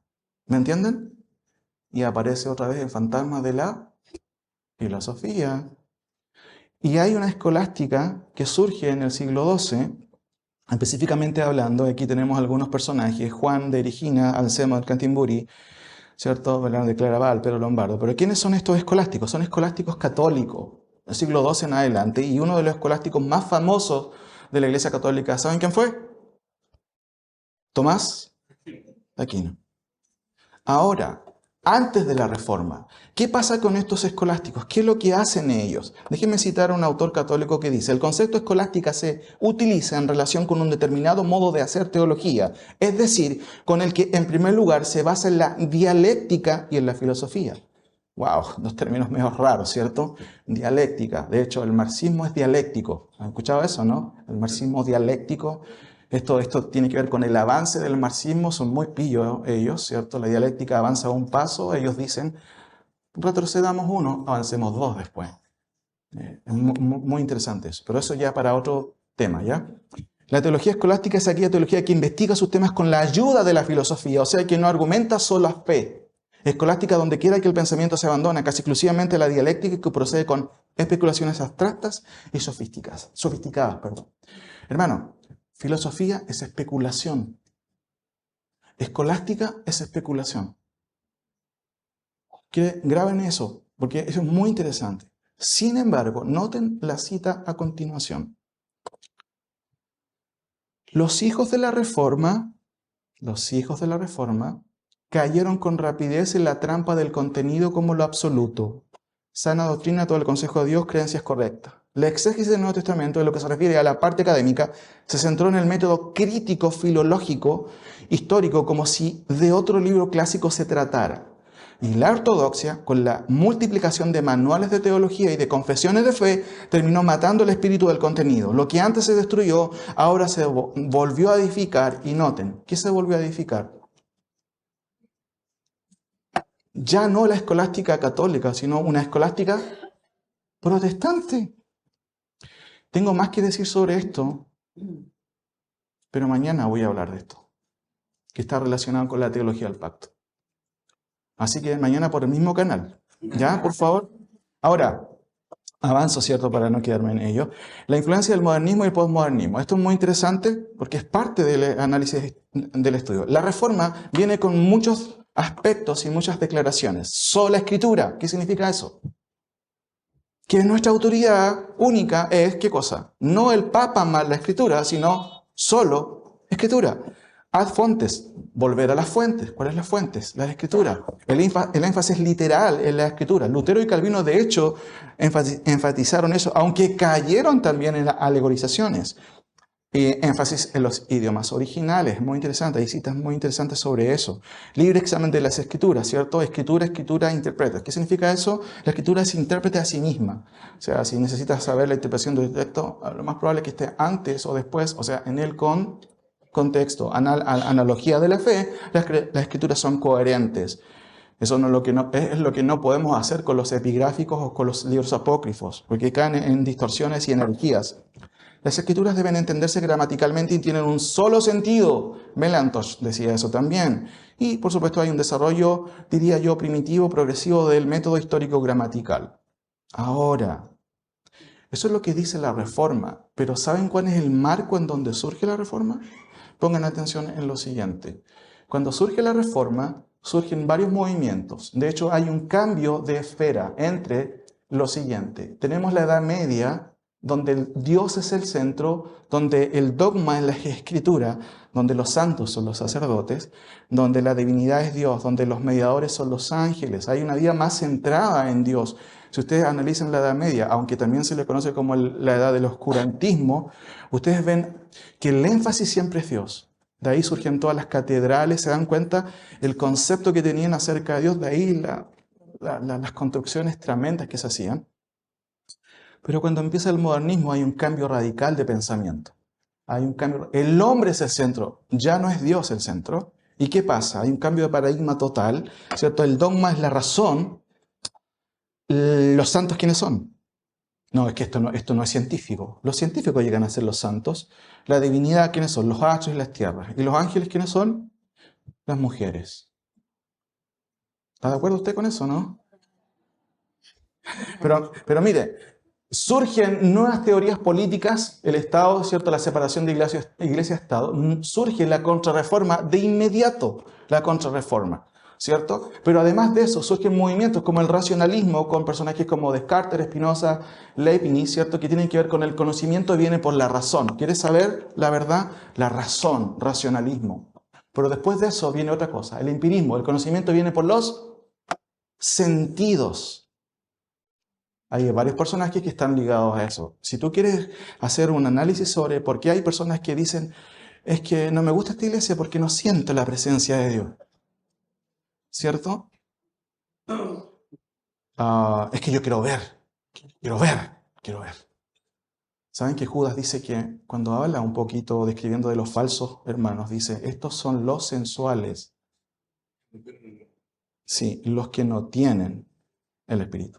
Sujicos es el término y significa sensitivo, el que se deja llevar por las emociones. Pero es curioso, no sé si ustedes cantaban hace un tiempo un coro que era súper empírico, ¿cierto? ¿Se acuerdan? Cuando decía este coro, y yo lo siento en mi ser, y mi Dios es real, ¿por qué? ¿Y si no lo sientes? Ah, no existe Dios. No nos hemos dado ni cuenta que en nuestro análisis y avance del cristianismo hemos sido sensuales también. ¿Se dan cuenta? Hemos sido empíricos. Es increíble, hermano, este tema. Podría ser para otra conferencia, ¿cierto? No, pero ya. Avanzo.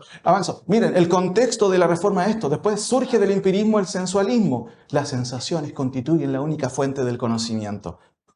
¿Y se ha dado cuenta que hasta el día de hoy tenemos este tipo de problemas? Pastores, que yo lo amo. Siento muchas cosas cuando estoy con él. Pero él es casado. Las sensaciones. Avanzo. Viene la Ilustración, movimiento en Francia, ¿cierto? Y vienen con todo movimiento, la Revolución Francesa, ¿cierto? Ahí vienen los nobles, el clero, los campesinos, el fin del feudalismo, la Declaración de los Derechos Humanos, el tercer Estado. Miren, Asamblea Constituyente. En ese contexto surge todo este tema, ¿cierto? Bueno, vienen las revueltas, ¿cierto? La Bastilla, ahí ocurrió una masacre tremenda. La nueva razón o la nueva religión es la razón. De hecho, ustedes cuando ven, por ejemplo, la Revolución Francesa, es muy increíble los cuadros que se pintaban, porque los pintores siempre se adelantaban a los filósofos. Y si ustedes analizan los cuadros o las pinturas, dejan ver, era una fotografía del momento. De hecho, el David, ¿cierto? La escultura de David que la pintó o la esculpió, ¿se acuerdan? Miguel Ángel.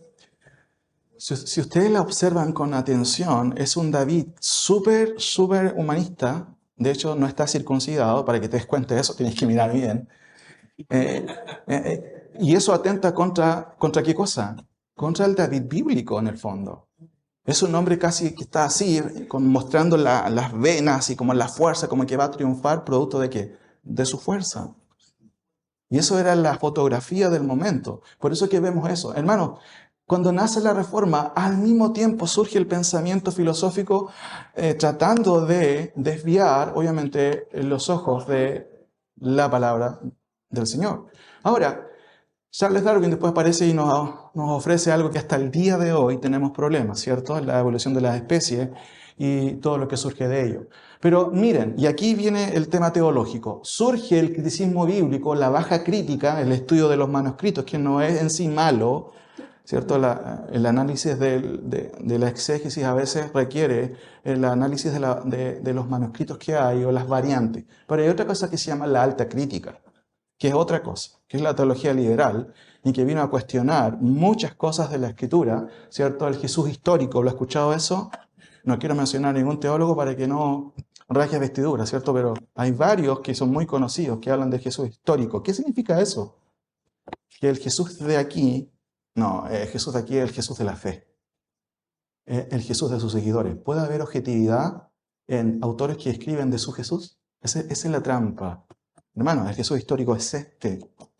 No es solamente el Jesús de la fe, pero los académicos hablan de esa distinción. Busquemos al Jesús histórico. Estoy hablando en buscando. Aquí está el Jesús histórico. La evolución religiosa, ¿cierto? La teoría documentaria, ¿cierto? Esta cuestión de que el Pentateuco fue escrito por un montón de autores, ¿cierto? Bueno, no quiero meterme en eso, pero avanzo en esto. Después viene el posmodernismo, ¿cierto? Desarrollo de la filosofía, el comunismo, el liberalismo, el fascismo, el nazismo. ¿El resultado cuál es? Soberbia, desesperación y narcisismo. Eso es lo que vemos ahora en el mundo.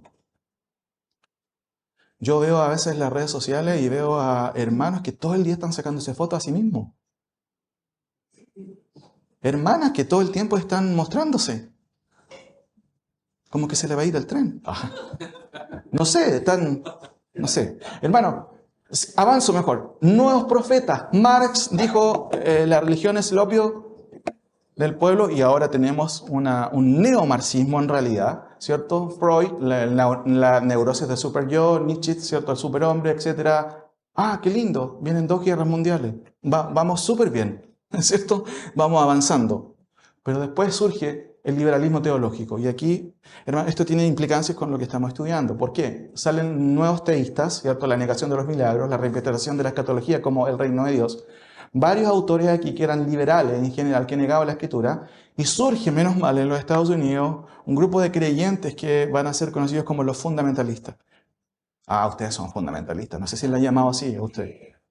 No está mal, está mal si le dicen fundamentalista islámico, eso ya sería otra cosa. Pero cuando hablamos de fundamentalismo nos referimos a esta cuestión de qué, de este movimiento que dijo, oye, párenla, cuidado con los alemanes. No estoy diciendo que todos los alemanes sean malos, yo tuve 2 profesores alemanes espectaculares. Eran conservadores, eran hombres de Dios sin duda, pero muchos de la teología liberal vienen de Alemania. Y hermanos, reivindicaron qué cosas, doctrinas como el nacimiento original del Señor, la divinidad de Cristo, el sacrificio expiatorio de Cristo, la segunda venida de Cristo. ¿Por qué? Porque estos autores liberales habían negado todo ese tipo de cosas. Surge después la neortodoxia, ¿cierto? Y, obviamente, antes de saltarme a esto, autores que van a negar, por ejemplo, muchas cuestiones. El Génesis como sagas, Karl Barth, ¿cierto? ¿Has leído a Karl Barth? Ah, entonces está ahí todavía en el jardín. No sé si has escuchado ese tipo de personas. Tienes que leer a Karl Barth. Wow. Bueno, Kerrigan y otros autores más, Tillich y otros más. Pero aquí surge una cuestión. La nueva hermenéutica. Y aquí hay varios autores que quiero mostrar a continuación. Aquí surge todo este pensamiento del existencialismo, ¿cierto? La nueva mentalidad, una nueva ética, la ética situacional, ¿cierto? No, pero es que, pastor, yo la amo y decidimos tener relaciones porque mi momento es especial, no es igual que todo. Ética situacional, ¿cierto? Utilitarismo, pragmatismo, no importa, hagámoslo nomás, tal el fin justifica. Robemos para robarles, ¿se acuerdan? Para darle a los pobres. ¿Quién dijo eso? Robin Hood. Cuidado con eso, ¿cierto? El hedonismo centrado en mí todo el tiempo, pero mira, lo que quiero mostrar con ustedes es el contexto que devino después de la Reforma. Surge el neoliberalismo, Rudolf Bultmann, ¿cierto? El bulmanismo, ¿cierto? Con la desmitologización. Él vino a negar todo lo sobrenatural de la Escritura. Paul Tillich también, Cristo como símbolo. Bueno, hay otros autores, no quiero apartarme de eso. Bueno, increíble, tenemos hasta teología socialista. Julian Mullmann, Concilio Vaticano II, Gustavo Gutiérrez, José Bonino, que leyeron la escritura con lentes del Che Guevara, no sé. Pero bueno, miren, finalmente tenemos en el día de hoy un no marxismo, una revolución cultural. Y quien aportó mucho a esto fue un autor que se llamaba Antonio Gramsci, que escribió desde la cárcel y vino a revolucionar todo lo que nosotros conocemos. Pero yo no me quiero quedar en esto, solamente quiero mostrarle el contexto en que vivimos. Y mostrarle que en este contexto surgieron aquí lo que se conoce como la nueva hermenéutica. Estamos hablando de que una hermenéutica correcta deriva en ¿qué? En una escatología correcta. Déjenme mencionar algunas cosas de estos autores, porque aquí ya me falta poco para terminar. Estos primeros 3 autores, Fuchs y Evelyn, fueron los que dieron contenido a la nueva hermenéutica, estableciendo que no puede haber intérprete objetivo, ya que cualquiera que éste sea, trae consigo un equipaje cultural que condiciona al texto, haciendo imposible comprender su intención y su significado. Es decir, no tenemos acceso a lo que el texto dice realmente. ¿Qué está diciendo? ¿O qué dijeron ellos? Nadie es objetivo, así que siempre estás condicionado. Claro, eso en parte puede ser cierto, pero la palabra de Dios fue dada ¿para qué? Para conocer al Señor. Ella no es oscura. ¿Cómo han influido estos autores en el mundo académico y en muchos seminarios, hermanos? Es increíble. El objetivo de la interpretación, entonces, no es la búsqueda de la intención autoral y el significado, sino el acontecimiento del lenguaje y el acontecimiento de la palabra, decía Evelyn. Y de esta manera, que el lector, más que buscar el sentido obvio del texto, encuentre una experiencia personal con la lectura. Eso tiene que ver con qué cosa, con conceptos filosóficos, existenciales, ¿cierto? O sensitivos incluso. Así, el único significado relevante es el que cada lector experimenta por medio de su propio encuentro con el texto. ¿Qué significa para ti este texto? ¿Qué significa para ti? Está súper bueno. Cada uno puede interpretar lo que quiera. Entonces el ataque es justamente al significado del texto. Se añaden dos autores más que son Ferdinand, un francés, lingüista suizo, perdón, y este autor, Jacques Derrida. Miren, este autor, el primero, o en este caso Ferdinand, decía lo siguiente, se dice de él: al mismo tiempo que la nueva hermenéutica crecía, había otro movimiento que se iba formando en Francia, sembrado y regado a comienzos del siglo por el gran lingüista francés Ferdinand de Saussure. El estructuralismo que él defendía consta de muchos componentes complejos. Para nuestro propósito es suficiente recordar que, de acuerdo con los dictados del estructuralismo, una palabra que tiene un significado determinado no necesariamente tiene que ver con lo que significa. Donald Carson dice eso en su libro Amordazando a Dios. O sea, una palabra no significa lo que significa. ¿Cómo es eso? Hermano, la neohermenéutica vino a descoyunturar o a destruir el significado del texto. Y Derrida vino a poner la guinda de la torta. ¿Por qué razón? Derrida va un paso más allá, ¿cierto?, del estructuralismo en sus diferentes formas, la deconstrucción. Él habla de la deconstrucción. Y saben, hermanos, nosotros estamos viviendo en el día de hoy un movimiento cultural que es deconstructivo. La ideología de género, por ejemplo. ¿Se han fijado? ¿Cómo podemos establecer una nueva sociedad que elimine toda la herencia judeocristiana? Es por medio de la deconstrucción. Ahora, adopta implícitamente las ideas más radicales de la neohermenéutica, en otras palabras, en la forma más extrema de desconstrucción. No solo todo el significado va ligado al investigador más que al texto, sino que las palabras mismas nunca tienen un referente distinto al de otras palabras, e incluso en este caso con un énfasis en la ironía y en la ambigüedad. El significado pleno del texto se trastorna. La deconstrucción, dice Carson, desconstruir los patrones y métodos de interpretación tradicionales. En eso consiste la deconstrucción. No, eso no significa, eso es una cuestión tuya. Esa es la idea, finalmente, de construir el significado. Ahora, hermanos, me quedan 2 puntos solamente. Resultado de la nueva hermenéutica. Crisis del significado. Déjenme mencionar un par de cosas más. Todo texto es unívoco en el momento de su producción, pero se hace polisémico al ser transmitido para volver a clausurarse en el acto de recepción. La lectura, que en realidad es relectura, leer un texto significa acumular sentido que no queda limitado por la intención de su autor. ¿Quién dijo esto? Croato, un profesor de un seminario en Argentina que produjo muchos pastores, ¿cierto?, en los 80 y en los 90. ¿Y qué quiere decir eso? La palabra unívoco significa un solo sentido, pero él dice, todo texto es unívoco en el momento de su producción, pero se hace polisémico, múltiple sentido, al ser transmitido. ¿Es eso cierto?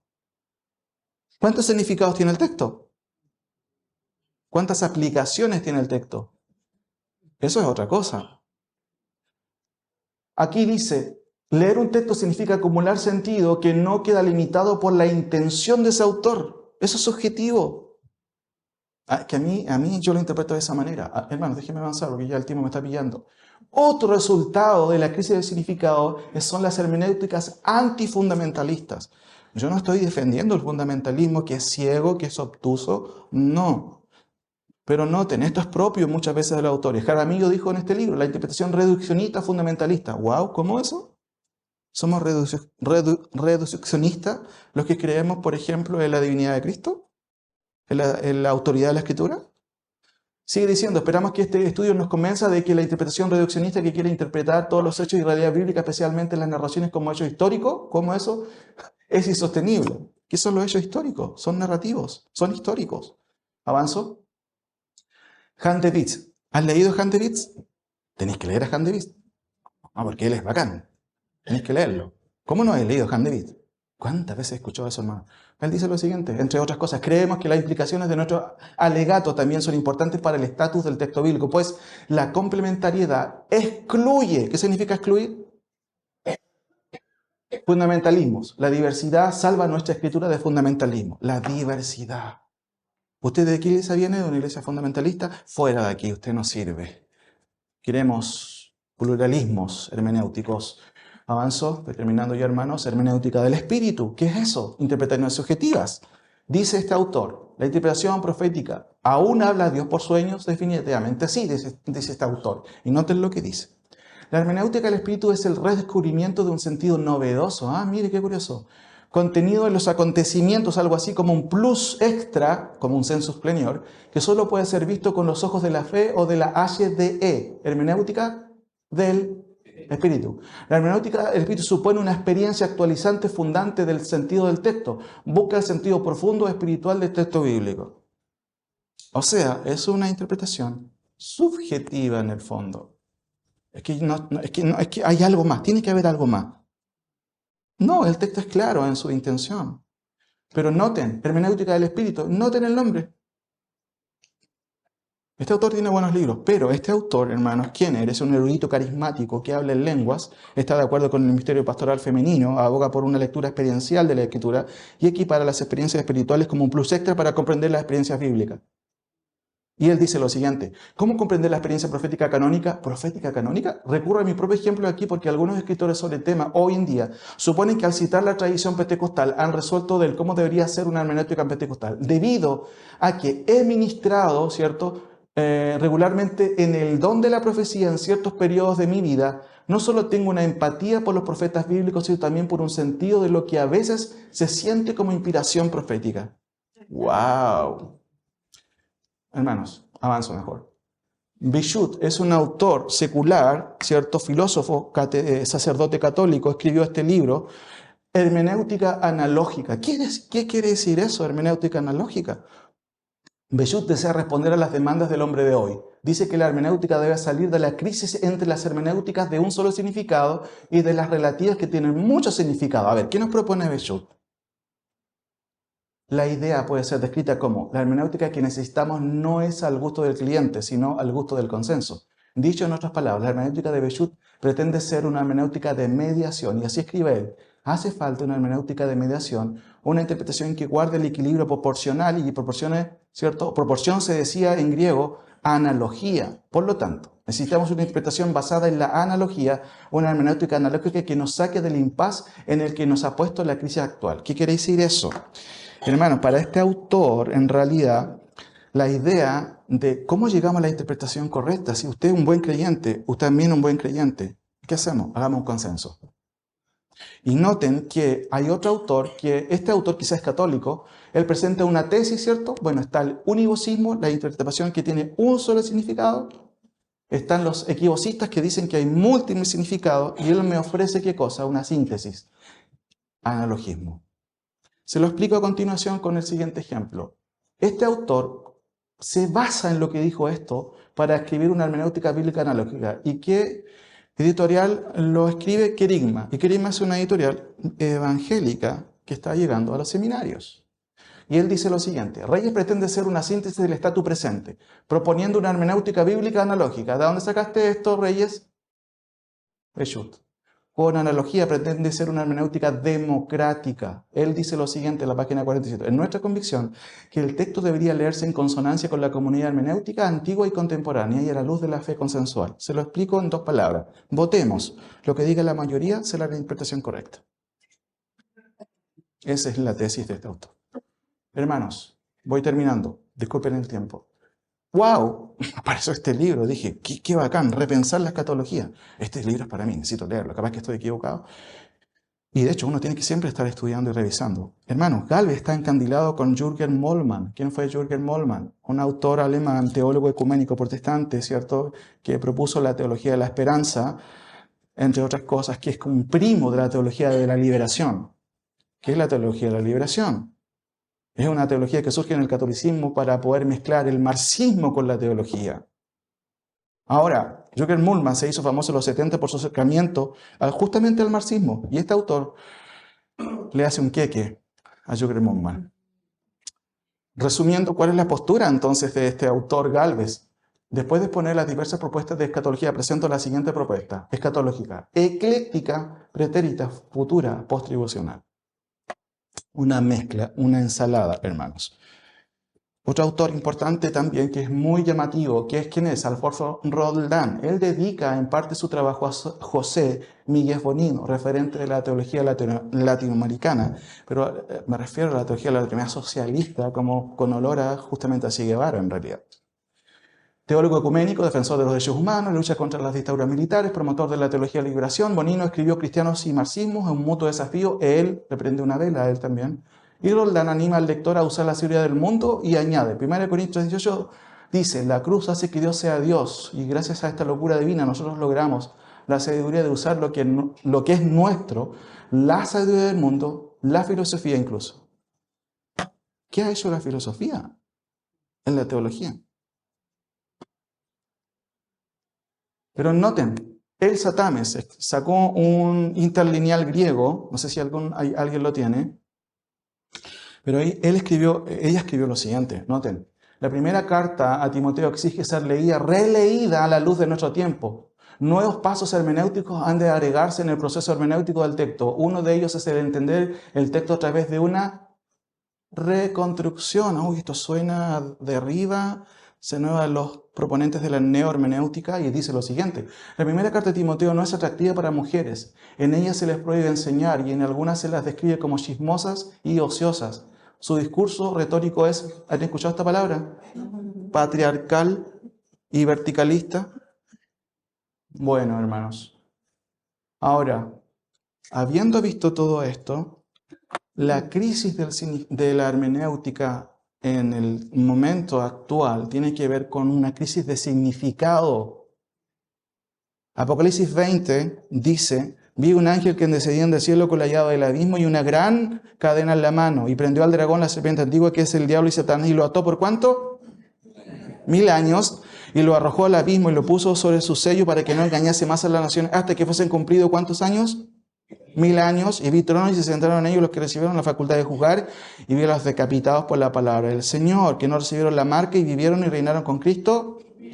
Pero los otros muertos no volvieron a vivir hasta que se cumplieron. Ok, el 6 dice, bienaventurado y santo el que tiene parte de la primera resurrección, la segunda muerte, no tiene potestad sobre estos, sino que serán sacerdotes de Dios y de Cristo y reinarán con él. ¿Cuántos años? Ya, y cuando los 1000 años se cumplan, Satanás será suelto por un poco de tiempo, pero finalmente será, obviamente, castigado. Hermanos, este libro que nuevamente le resumo. Sí, eso dice 1000 años, pero no quiere decir...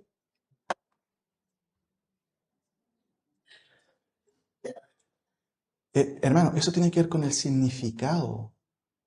¿Cuánto duran los 1000 años? A ver.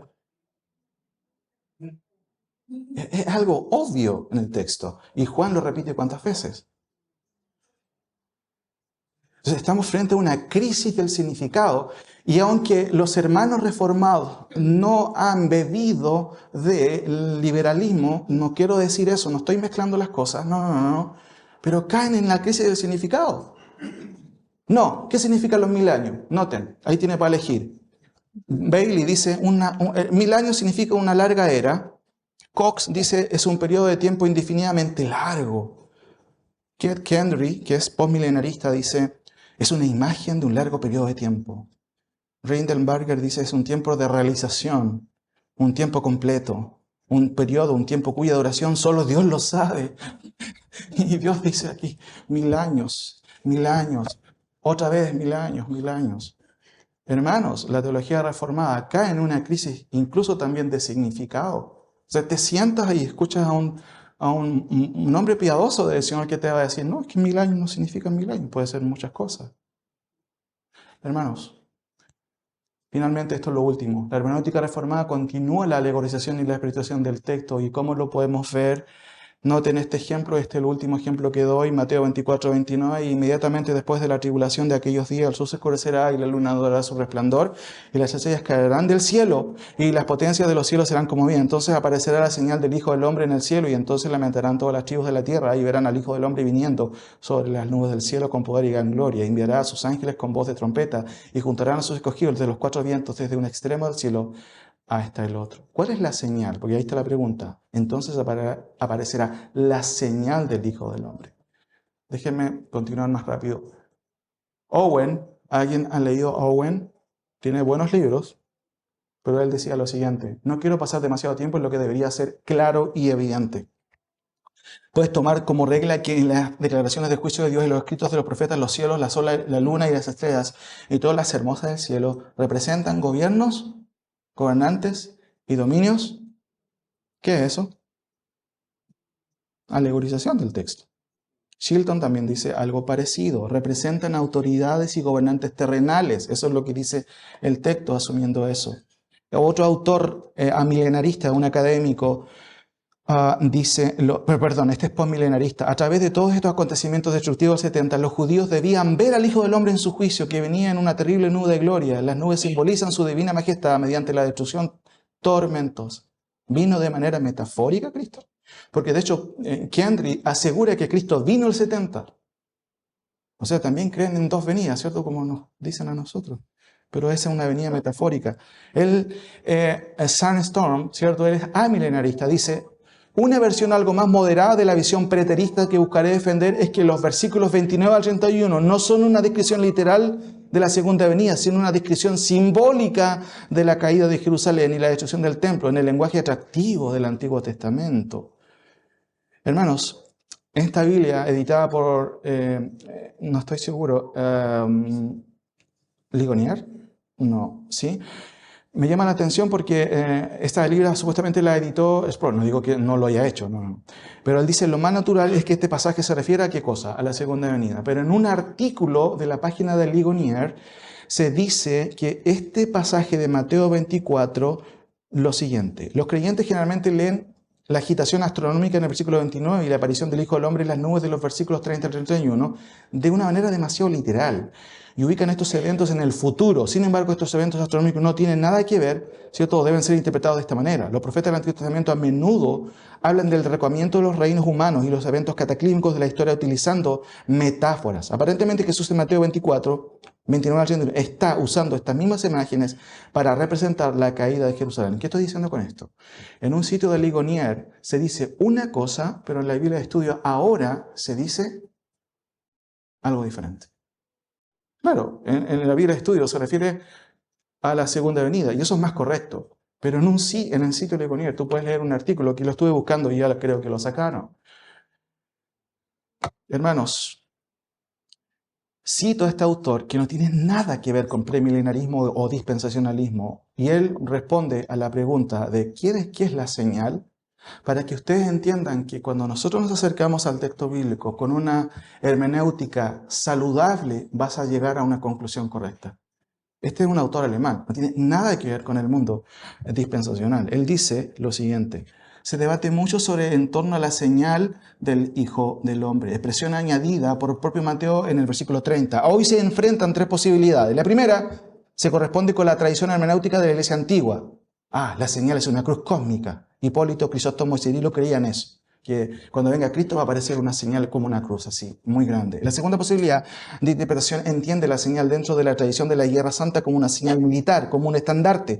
Frente a estas dos interpretaciones aparece una tercera específicamente moderna, que no admite ninguna señal especial fuera del Hijo del Hombre. Ciertos judíos, ton antropú, significa el Hijo del Hombre. Se entiende aquí como un genitivo exegético, o sea, que la señal es el propio Hijo del Hombre. Carballosa dice lo mismo. Es tan sencillo como eso. Ahora, hermanos, y este es el último punto. ¿Qué implica una hermenéutica correcta? Aquí un barrido. Philip dice: si el sentido obvio tiene sentido común, no busque otro sentido. Esa es la regla de oro de la interpretación de la Biblia. Dios dice lo que quiere decir y quiere decir lo que dice. En otras palabras, interpretamos Nuestro papel no consiste en crear el significado, sino más bien esforzarnos por descubrirlo. El significado no surge de los antojos de nuestra imaginación. La Biblia es un libro espiritual que trata de cuestiones espirituales. No nos toca a nosotros espiritualizarlo, ¿cierto? Este libro es muy bueno, también se lo recomiendo. Las observaciones más básicas de las Sagradas Escrituras confirman el enfoque, noten, literal, histórico, gramatical. Las Escrituras son literales porque su significado es la intención del autor. Abner Shu dice, ¿en qué consiste pues una buena hermenéutica? Es posible que estemos familiarizados con el término hermenéutica, gramático, histórico, literal, o con la noción de buscar la intención autoral en lugar de entender algo a nuestra manera. El profesor Luis Contreras dice, ¿cómo llegamos a la interpretación correcta de un texto? Al aplicar el método literal, histórico y gramatical de exégesis de un texto. Y nota en este libro, Hermenéutica del pastor o del profesor Bucky Black, la interpretación gramático-histórica literal considera los símbolos, los tipos y analogías de la escritura, ya que todos estos apuntan a referentes específicos que se pueden discernir mediante el contexto. Esta es la razón por la que no se necesita una interpretación simbólica, una interpretación metafórica, o una interpretación tipológica, o una interpretación analógica u otras interpretaciones. Conclusiones. Y aquí termino. Paciencia, hermanos. Gracias por la paciencia. Algunas ideas. Primero, el estándar de Dios, hermanos, de usar bien la palabra de verdad, no es un asunto secundario, sino un imperativo divino para quienes enseñan todo el consejo de Dios. Usar bien la palabra de Dios. Segundo, desde la filosofía helénica, pasando por la escuela de Alejandría, los padres de la iglesia y la literatura relativa al judaísmo del Segundo Templo, la interpretación alegórica y la espiritualización del texto bíblico ha influido de manera evidente en la hermenéutica reformada. Tercero, la interpretación correcta de la escritura no depende de la literatura extracanónica. Ojo con eso. Cuarto, la apocalíptica es muy diferente al Apocalipsis de Juan. Aún aquellas secciones propias de los profetas que describen profecías de manera, entre comillas, espantosa o apocalíptica. No hay que confundirnos. El Apocalipsis de Juan no es un libro oscuro. Su propósito, por el contrario, es esclarecer las cosas que deben suceder pronto. Por lo demás, se trata de un libro esencialmente profético con un protocolo epistolar breve. Claramente se menciona en el libro. El modelo de 2 eras no excluye un milenio terrenal. Es más bien concuerda progresivamente con el modelo del Antiguo Testamento. Y déjeme terminar con lo siguiente. Lucas 24 no justifica una interpretación cristocéntrica, más bien confirma la interpretación cristotélica de las Escrituras, un término también que creo igual es interesante. Quizás pueden ver algunos videos que hablan sobre eso. El profesor Grauman y otros también hablan sobre la interpretación cristotélica. Tanto la teología del reemplazo, el supersesionismo y la teología del cumplimiento usan los mismos textos, dejando ver que no existe una diferencia esencial entre estos tres conceptos. Aunque te digan, no, yo soy teólogo del cumplimiento, estás utilizando los mismos textos que usan los teólogos del reemplazo. El modernismo, como el posmodernismo, que sentaron el declive de la ortodoxia hermenéutica y dio paso a un sinfín de pluralismos hermenéuticos que se observa hasta la fecha. Hermenéuticas antifundamentalistas, hermenéuticas subjetivas, hermenéuticas analógicas o de consenso o democráticas, hermenéuticas socialistas y aún hermenéuticas feministas. Aunque la hermenéutica reformada tiene exponentes piadosos, también exhibe una crisis del significado llano del texto, que cae en ¿qué cosa? En la alegorización del texto o en la espiritualización del texto. Por último, las escrituras tienen un solo significado. ¿Aplicaciones e implicancias? Bueno, claramente pueden ser varias. La interpretación correcta implica la aplicación de un método coherente. El único método que hace justicia al texto bíblico sin imponer una agenda prevista es la interpretación histórico, gramático, literal. Y finalmente, una hermenéutica correcta deriva en una escatología correcta. Hermanos, el kit del asunto tiene que ver con la hermenéutica. Si hay algo que quiero dejar, obviamente ahí visto, es eso. Es la hermenéutica. Oremos al Señor. Señor, te damos gracias por este tiempo que tú nos has dado, Padre, para poder sentarnos y también escuchar, sin duda, tantas cosas que tienen que ver con la interpretación de tu santa palabra.